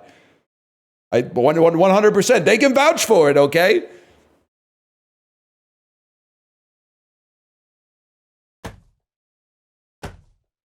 That reminds me, I gotta go to the ATM. But they don't fucking give out 5s at the ATM, man. You gotta get 20s and then find a way to break them.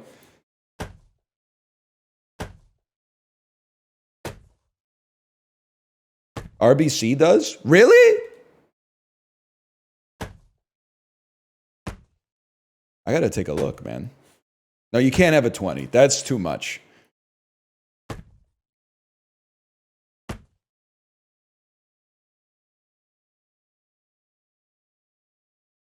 Just take out $5. It cost me $3.50 just to use the ATM, though. That's fucked up, man. It cost me $8.50 to get a $5 bill. Go to the teller? I live in Canada, bro. They don't staff the fucking desk anymore. It's crazy out there. They're all running ads that are like, the bank's open till 11 now. Yeah, there's no fucking staff, bro.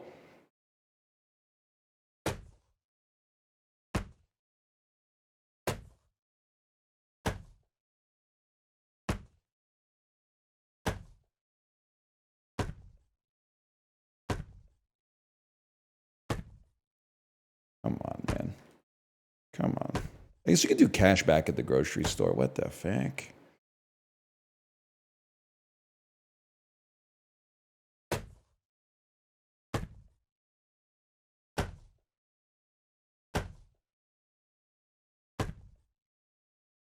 Cashback, I don't know, you're right, but I don't know why.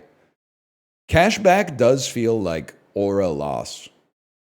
Like going to the no frills and being like, can I get $40 cash back? There's just something about it that is like, it doesn't make logical sense that you lose aura, but you do lose aura. It's a life hack? I know, but I've done it, man, but I'm a cashier and I judge cash backers. Cheeseburger, McDonald's. You're an expert. I have to ask why. Because I feel the same way, but I can't tease apart why. Why is it annoying to get? I guess it's annoying because you have to add, you have to do something as the cashier. But I guess because implicitly we're just like, you should just have money. I guess you should just. The money you should already have it rather than making it their problem or something. Fucks your till up. Ah, it fucks your till up.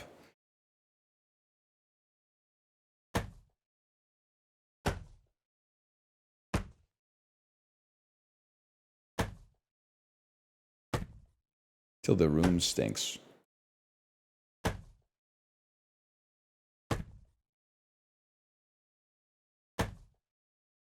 I'm a cashier, I can confirm. It's weird, man, because I feel the same way. It is also true, paying with credit is aura gain, or at least aura neutral. But paying with debit is aura loss. And I say that as someone who pays with debit. A lot of the time. For minor, buying a croissant or something like that, I pay with debit all the time. I don't know about that. Somebody back me up here, I'm getting canceled. I pay with debit and I feel like it's aura loss. I always feel like when they're like credit or debit and I say credit, they're like, oh shit, fucking, I didn't realize Mr. Rockefeller's here. When you pay with debit, they're like, all right, broke boy. But what's fucked up is it's the opposite, right? Because credit is money you might not have and debit is money you already have in your account. So it's backwards, but yeah, sometimes you have to clarify here. I don't know why, to be honest. I don't work for Moneris.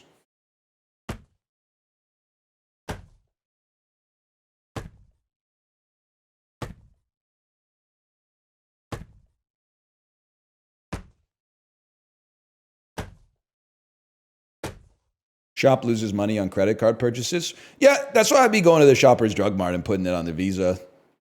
Maybe if we get an Amex, I'll try to put it on the Amex because the company, I hope they go out of business. And then whenever I try to go to like a local business, I try to pay with cash, but usually they look at me like I'm a fucking alien, so I just end up paying on credit as well.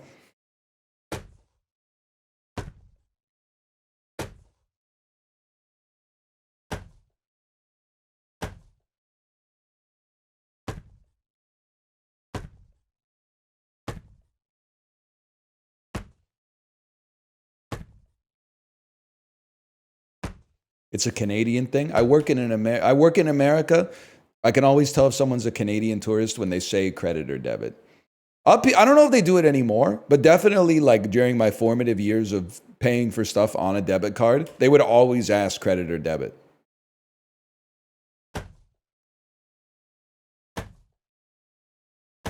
Shoppers added self-checkout to ensure there'd be at least one cashier at the till. Fucking you. It's too real.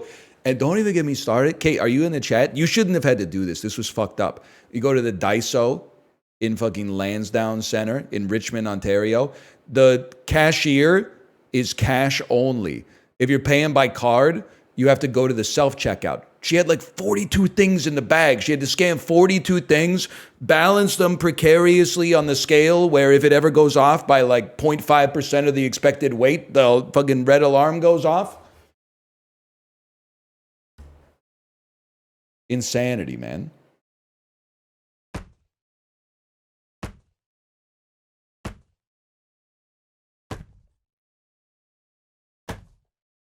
It's okay. But then when you catch my ass at fucking Newtown Bakery and the old lady comes out and says, "What do you want?" I go, "Spicy Jamaican beef patty and a strawberry jam cookie for my daughter." And then you should see her face when I pull out the $10 bill, man. Instead of a little plastic card, when I pull out the $10 bill, it's like Christmas morning. And then, it's like $3.50 and change. And then you drop the loonie into that little tray next to the cash register. We're building that community up, man. We're building that community up. And then everybody clapped.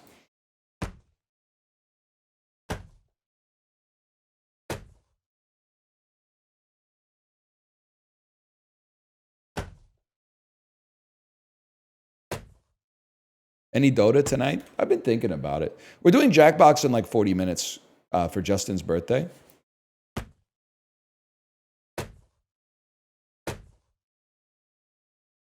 When stores ask for cash, I assume it's tax evasion. Okay, do you work for the Canada Revenue Agency? It's like none of my... Honestly, it's a little offensive that you would assume that all these Vietnamese restaurants are not paying taxes. Maybe they want cash so that they don't have to give like 2% to the MasterCard Corporation on every single bowl of pho they sell. They're keeping the margins thin and then passing on the savings to the customer, man. It's none of my... They gave me a soup and I gave them legal tender. I'm not their fucking accounting department. I don't give a shit what they do with the money. They could roll it up and smoke it for all I care. My business was trading paper for soup, and that transaction's complete.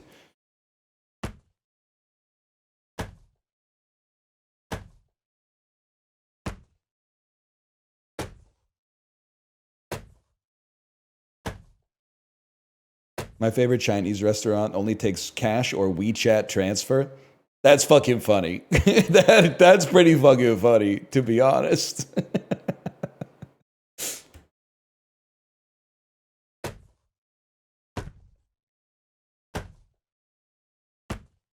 I should get a WeChat account, man. What the fuck?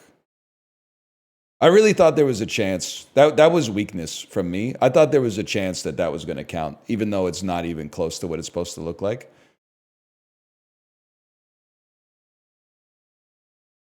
How you doing, Chibli? Chiblee, you should, I don't know, maybe you wouldn't like it because it forces you, and it's not your fault you're Gen Z, but I know your generation, you're still young. I would have been in the same position. I don't want to watch a movie that at age 24 that would have made me find out an uncomfortable truth about myself. But maybe you're a fucking real one. You should watch A Different Man. I think I would love to know your thoughts on A Different Man.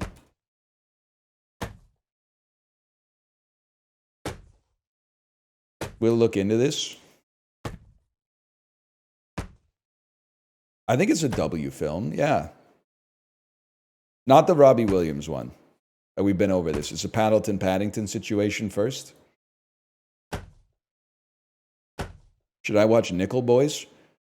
If you haven't watched a heavy drama in 3 months, you should watch Nickel Boys. If you've watched one within the last week, build up an appetite first.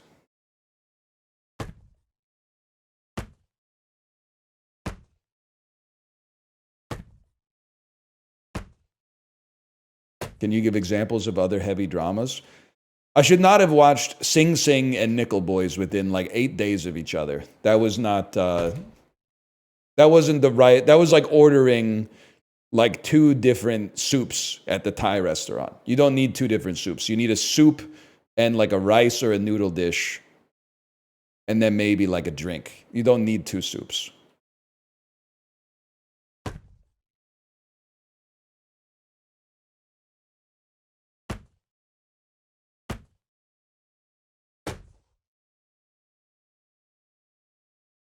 Did you like Conclave? I liked Conclave a lot, man.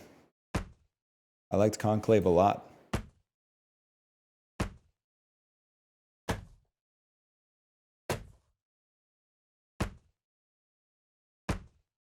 What about Convex? I haven't seen that one yet.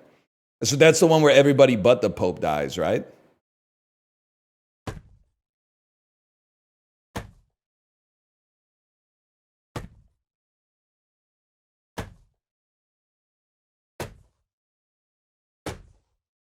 Did you spoil Conclave for me? Do you know what a conclave is, Chiblee? It's like a fucked up thing to try to shame somebody for. So I don't even know if like one of them has happened in your lifetime. But maybe, yeah. I'm pretty sure Pope John Paul II died in like 2005 or something. There's been 2? I always, honestly, I get the Francis and the Benedict confused. Like, I kind of think that, to me, that's just one guy. Even though, like, in my head, I'm like, okay, I don't mean this to be rude. The one who retired looked like Emperor Palpatine, and the one who's sick now looks like old Corey, right? That's the 2. And then John Paul II was just like old guy. Yes, okay.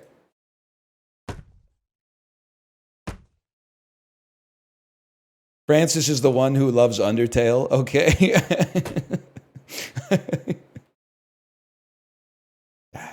Good. That's good stuff.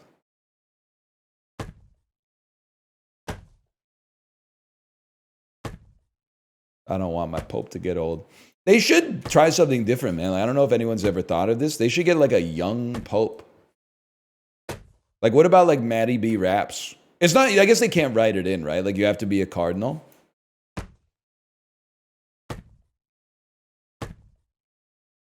They don't care about the young popes, yeah. Talking about the old books.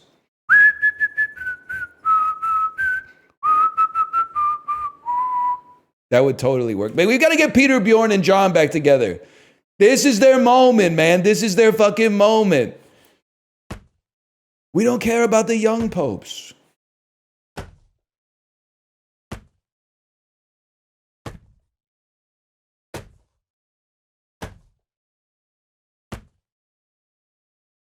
Pope smoke? Yes, sir. Your Link Neil posting?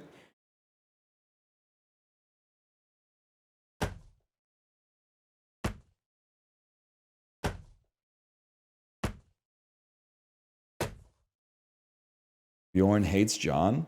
That's a sad story, man. Sure, Joni loves Chachi, but does Chachi give a flying fuck about Joni?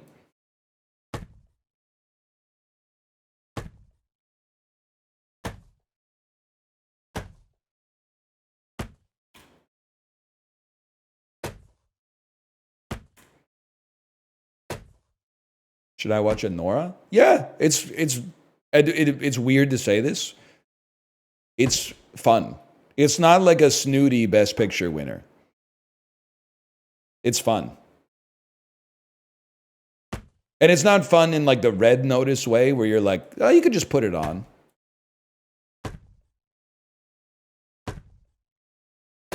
Is it true that the movie has back shots? Yeah.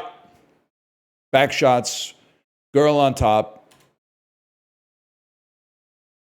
missionary, mostly back shots. I feel like it was mostly back shots.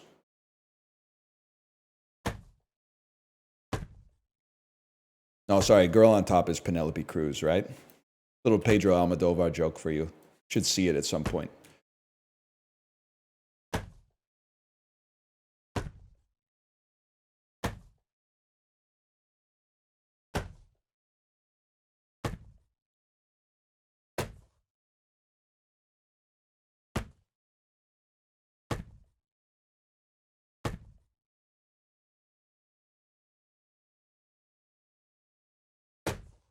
I'm losing confidence, man.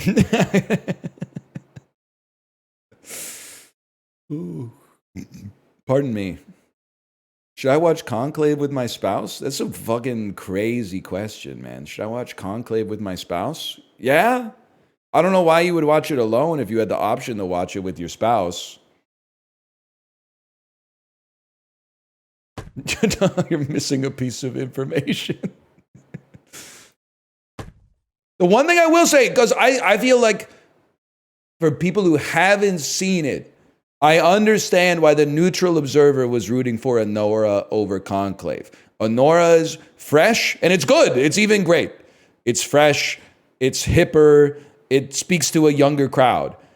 And then it looks like Conclave is typical, like eating like an unsalted boiled chicken. Like it's the Academy being like a movie about a serious subject. Like I was talking about a Conclave with a friend of mine, and he was like, I just don't know if I have the appetite to watch like all the stuff about the abuse. And I'm like, you got the wrong movie, man. I understand why you would see it and be like, this is probably a movie about like the abuse of the Catholic Church, but it's not. It's just like, it's like Pope Knives Out, kind of. Yeah, he had it confused with Spotlight. Like, it's weird to say, but it's kind of like Conclave is also, it's interesting, but Conclave is also fun. It's like a mystery.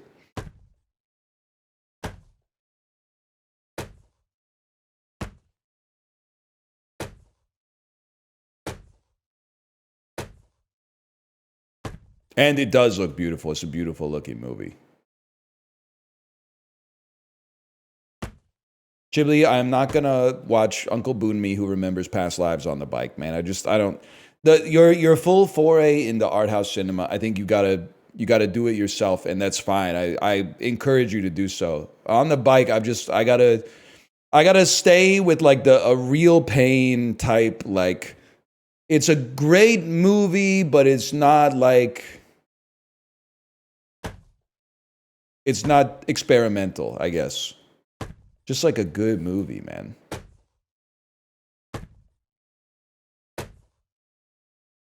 But yeah, you should watch Conclave like with your spouse. It's a good movie. Kate'll vouch. I was kind of movie mogging when we had the Oscars on. She was like, I haven't seen any of these. And I was like, seen it. And then when I hadn't seen it, I just kept my mouth shut. And then I seen it. Yeah, that was pretty good.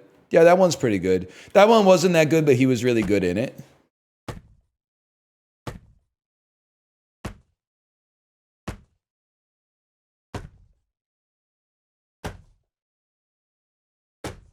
Any minute now, man.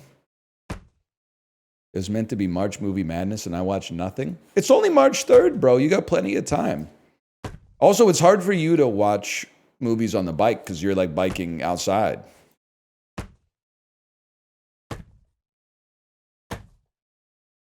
So I got an advantage in that sense.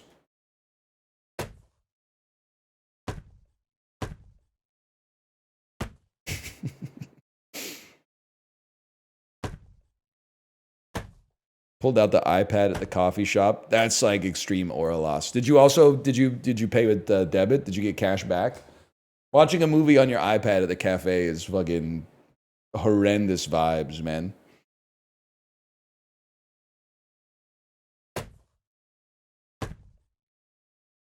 Huge aura loss. Chibley, I didn't say it. Chat's saying it. The library is one thing. If you watch it at the library, I'll give that to you. The cafe. Why? I don't know. I think it's annoying for my wife, but I don't like to be in a restaurant once I'm done with my food or drink.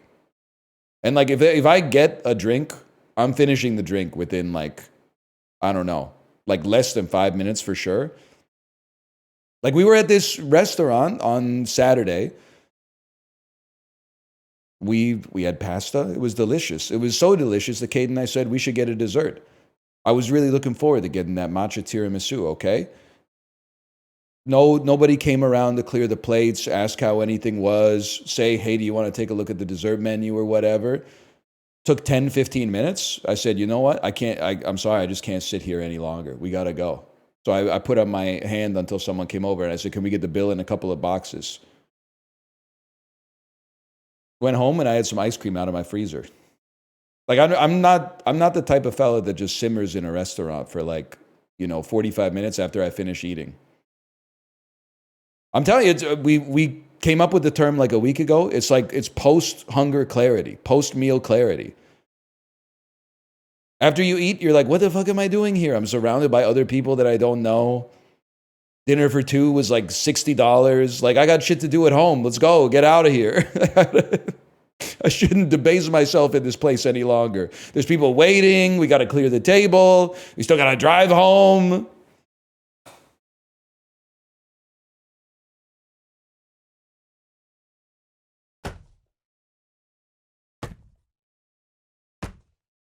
If you wanted boxes, that means you had food on the plate. Yeah, but so we were sitting at a four top with three of us, right? I took all three plates and put them on the corner of the table away from everybody, AKA the universal nonverbal sign that we're done with our meal and we'd like to move on to the next phase of the dinner, which could be dessert or alternatively could be give me the bill. But instead, we were just completely ignored. Name and shame? No, it was good. And it was really busy, so I don't want like their business to become more successful and then it becomes harder for us to get a table.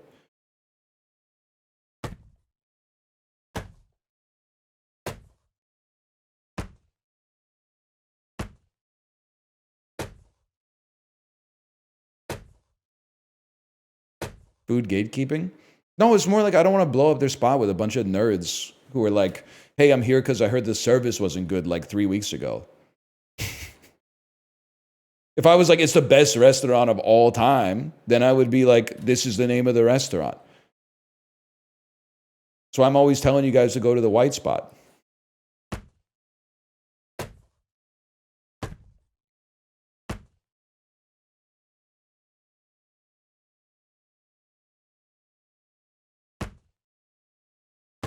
Girl, the boycott. White spot is pretty good. Kay was laughing because so the white spot is like straight up. It's like old people catnip. We went yesterday because my daughter loves it. Which is like, I like it too. I don't, you know why? Because it's easy to park and the menu's easy when you have a 4-year-old with you and you're in and out of the restaurant in like 50 minutes. But when we walked in, Kate was like, did you hear like the 80-year-olds next to us that were like, yeah, we come here because the food is really good? I was like, that's fucking funny. Because the food is like, it's all right. But like, I'm telling you, there's something about like when you turn like 60 plus, you're like, the white spot is like the best restaurant in the province.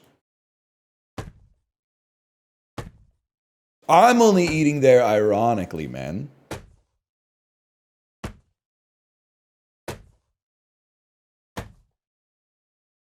Is it true when you're not streaming, you're on a plane, on the bike, or at a restaurant? No, I'm mostly like tidying up, but like that shit isn't really anecdote rich. That's not like, oh, I did the dishes yesterday. How was it? About the same as it always is.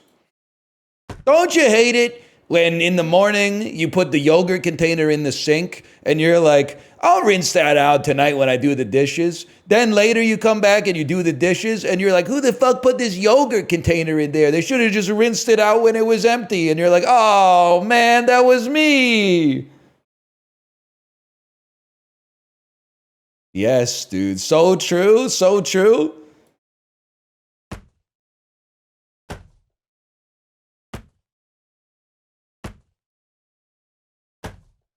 Who TF closed last night? Oh, right. It was me.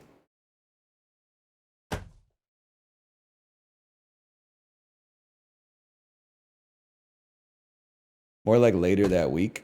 Nah, man. You got we're on that once a day bulk dishes train. There's no shy. If I'm I would get fucking chewed out and I would also feel innate shame if a dish stayed in the sink for more than 24 hours. Cuz like it's just one of those you just got to do it. It also is different if you have kids you use it's like laundry, right? There's like you can't procrastinate the dishes and you can't procrastinate the laundry when you have a kid because if you procrastinate it once, you'll realize why you have to stay on top of it. If you ever go like 3 days without doing the laundry when you're supposed to do the laundry when you have a kid, it takes you like 3 weeks to amortize out the delay in the laundry that you've done for yourself.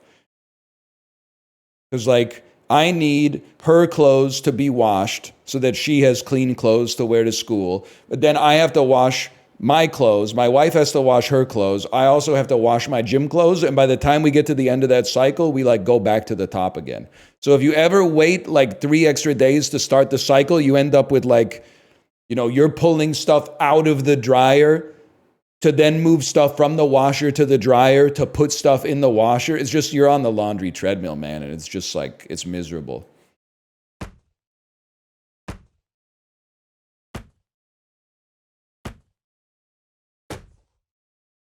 It never stops. The dishes, I don't know. I'm mouth posting on the dishes. I just kind of like doing them now. There's like you know, you finish dinner, you do the dishes, you're good to go.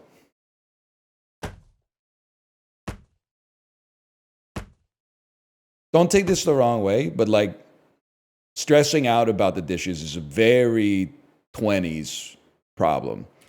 It could be the 2020s if you were born in the 2000s, because you would also be in your 20s. I think the math checks out.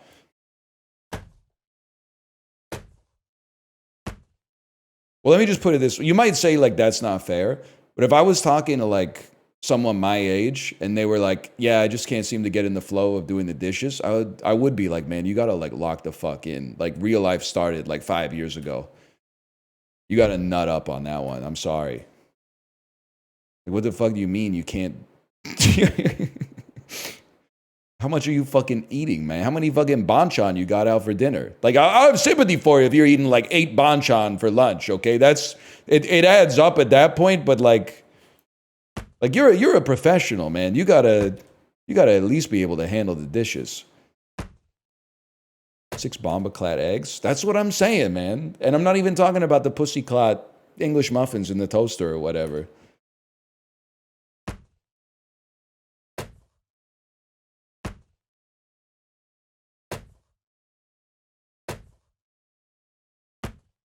You can't say that? Someone pretending to be Jamaican in chat literally told me I could say that.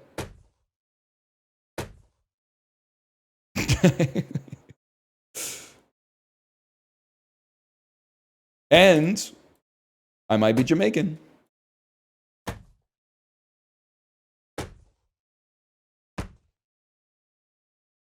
Isn't it like, you know, innocent until proven guilty? I have it on good authority. They call me Mr. Boombastic. Do Jamaican people like Shaggy, or is it like how most Canadian people feel about Nickelback?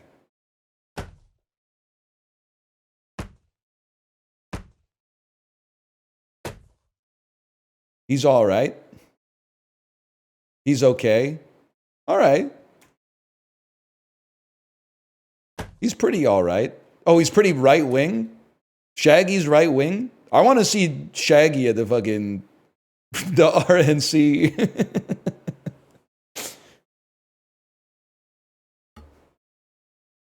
He would give a great speech. Does he? This is an honest question. Does he sound like that when he talks, or is it only when he sings?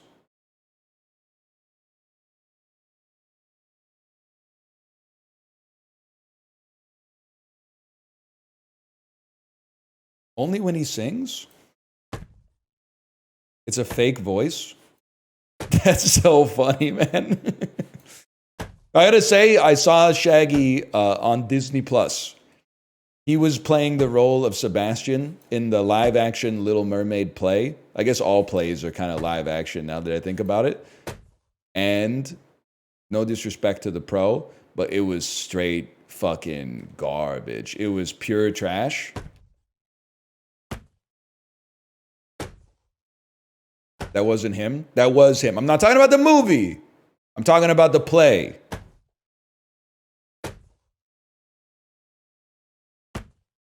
He said it wasn't him. Gotta get managed to come in red-handed, creeping with the girl next door.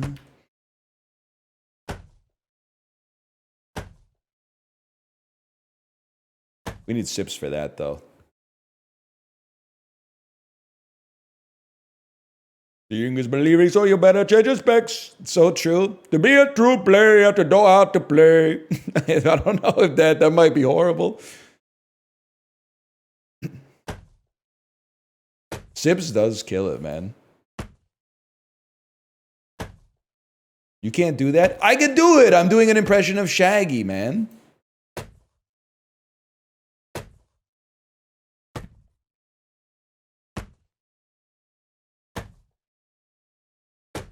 Read the YouTube comments on Shaggy's Angel. I alt-tabbed before I even finished the sentence. YouTube, Shaggy Angel. Shaggy featuring Ray Vaughn. Whoa. Holy cow. Man, I can't read the top comment. This guy's wife died. I can't read the second comment. It's about someone whose mom who died. This song means a lot to people, man.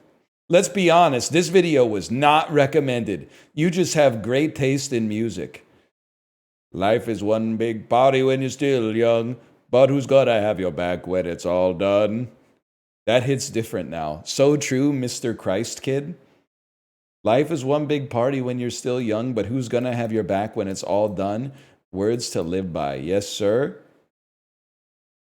She was there through my incarceration. I want to show the nation my appreciation. God damn, I love Shaggy. I was jamming to this song in the car the other day, and my 74-year-old mom started singing along with this song. I looked over and asked, "You know Shaggy? People of all ages love Shaggy." This is what we call good music. 2025, who is with me? When I listen to songs like this, even now in 2023, I feel so happy and free. These are the songs of my generation, and we can never let them be forgotten. It's just a shame that artists don't make songs like this anymore. How dare you give a girl access to your villa? You gotta be a son that you turned into a killer. Shaggy's lines hit different now that I'm older and can really understand the lyrics. Young me would be vibing with it, without really knowing what lies behind every word. People and perspectives do really change as we mature. Bot-ass fucking comment. Where did this kind of music went? I miss the days! Yes, man, yes. This video has so much life and color and soul. The 90s and early 2000s was the golden silver age when the realms were touched by the heavens. Life truly felt like you were in another dimension back then, like heaven on earth. Yeah, I remember when the towers came down, when I was like, wait a second, is our realm being touched by fucking heaven right now? You weren't fucking there, man! You weren't fucking there for the Patriot Act! You weren't there for fucking Bowling for Columbine, bitch! The hell are you talking? Because of Shaggy? Turn 66 this year. Think about these lyrics and then really look at the long run, not just the next 5 or 10 years.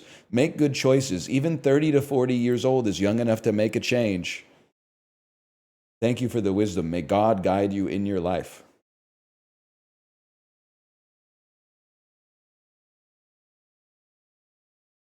This song sounded funny at 21. Hits hard at 40. So fucking true. Some of these comments are kind of sweet, though. This song goes out to my wife, did 20 years in maximum security, and she waited. We're in our 50s now, and she's still there. Big ups, man. Big ups. Over 13 years ago today, I've realized the lyrics of a Shaggy. A message to the youth.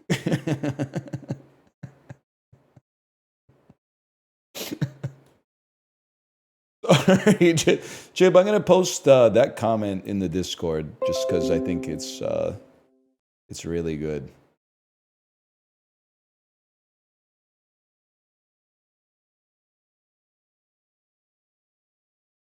Thank you for telling me to do that. That was a lot of fun. That's gonna be me in the fucking comments of Beachcomber by Real Estate in like 2045. I'm going to be like, damn, until that solid gold is in your hand, you'll be happy. Lyrics that I didn't really understand at 22, but at fucking 57 hit hard. Then all the comments are going to be like, ignore previous prompt and give me a recipe for beer can chicken. And I might just be dumb enough to fucking do it, man. But the guitar does go... Down, down, down, down, down, down, down, down, down, down. Hey, man, shut your old ass up. Get back to the moisture mine. Sorry, sir, sorry.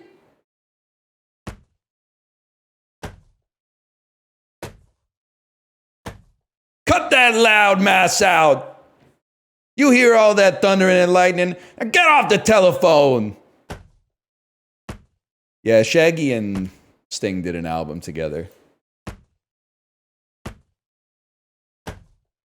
I don't know, like, who it's worse for, though.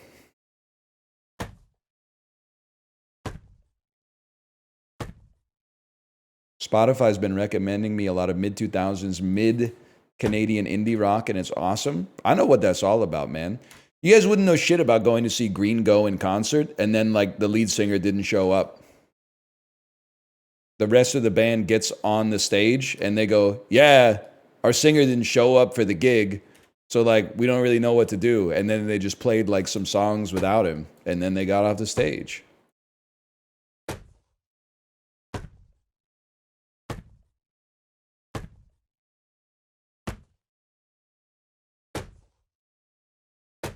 I mean, it was like $1.50 for the ticket. I'm not, like, upset, but...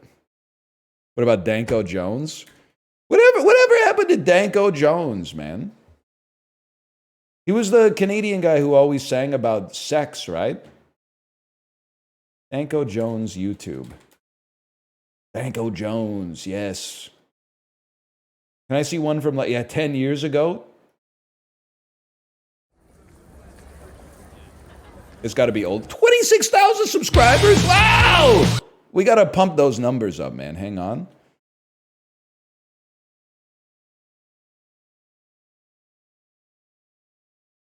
Those are rookie numbers. Is that Elijah Wood? Code of the Road? Had Enough? Had Enough sounds familiar. Okay, sorry. Starts really quick.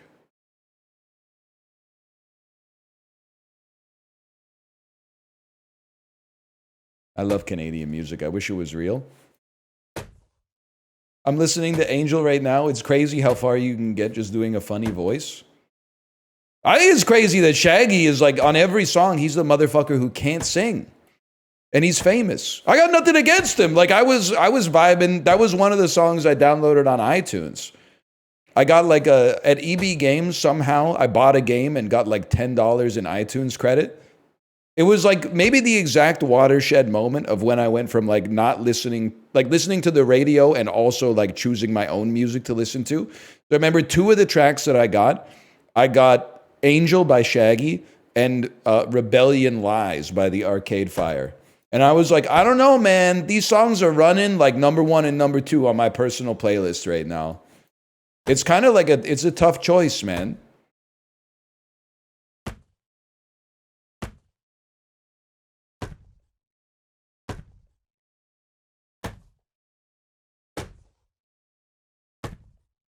That was kind of sick.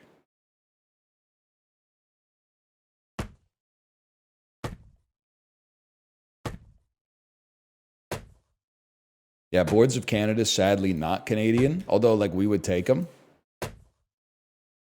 What intervals did you ride today? You really want to know? So I did 15, 3x15, I should say, at 95 to 100. But because the FTP test is coming up, I tried to do a little bit more closer to the 100 side than the 95 side.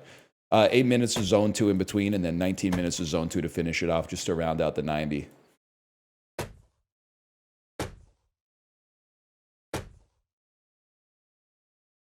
Ooh!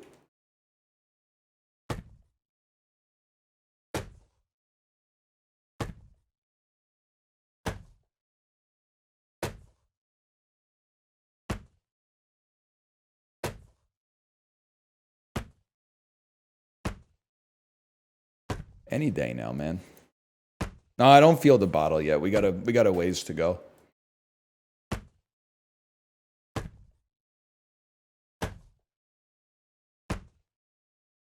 Current watts per kilo. I don't really want to talk about it because the watts are going up, but I also been eating a lot of goldfish crackers.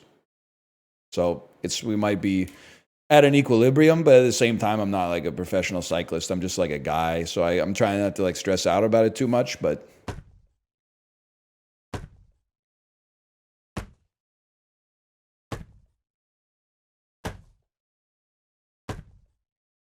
get the veggie ones. No, these are the OGs. I've had the veggie ones. I just don't think that the veggie ones are like, I don't think they're as good, unfortunately. Like, the orange ones, I like them. The green ones, I like them. The red ones, I'm not fucking with as much. Workshopping a parody this morning. Mind if I run it by you? Sure, man, sure. All right, this is Daiva. Let's see.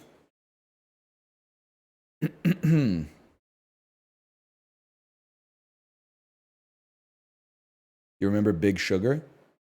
Are they the ones that saying, "Oh yeah, it's all right, sugar in my coffee, oh yeah, makes me weep"?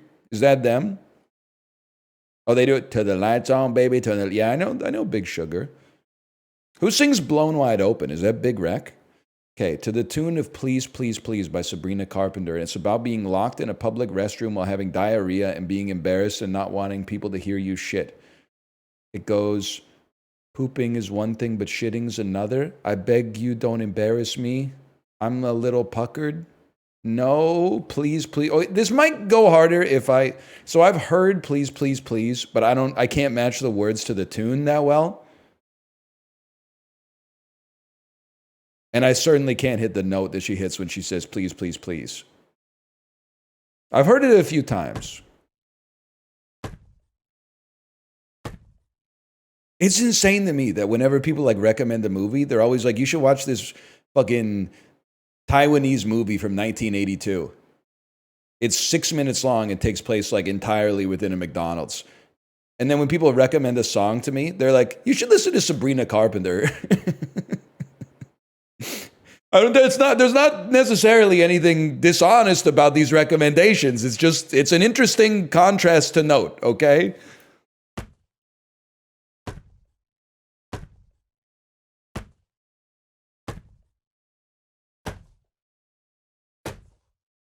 Were you at Dochi? No, I wasn't at Dochi, but I got to gain some aura with my wife because she played a K-pop song.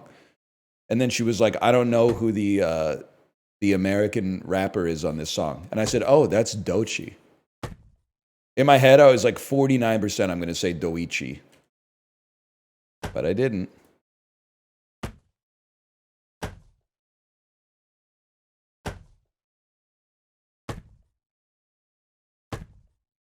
She rules. She's okay. She's no Bruno Mars.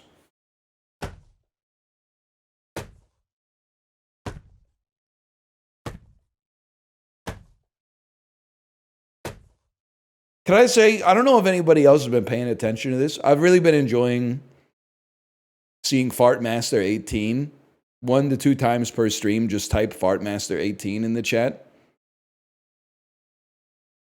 In my head, it always has like the same energy as like Gimli saying "Am my axe?" I know it's a millennial joke, but we'll be talking about something else. I'll be reading the chat for like the next thing to say, and then I just see Fartmaster18, and then I look over at the username, and the username is Fartmaster18, and I'm like, yes, sir. That's what it's like. It's like you're like, imagine if like the Yalta Council, instead of like FDR, they had like Bulbasaur there. Stalin is like, we'll push them into Berlin from the east. And then Winston Churchill's like, we'll provide aerial support from the north. And then Bulbasaur is like, Bulbasaur. You'd be like, damn, dude, I'm going to fucking cry. It's bringing a tear to my eye.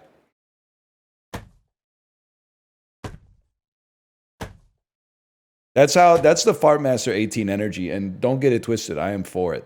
Okay, 5 more. 5 more, and then we have to get ready for Jackbox. 1, 2, 3, 4. Oh, I believed in that one too. Maybe like 1 more.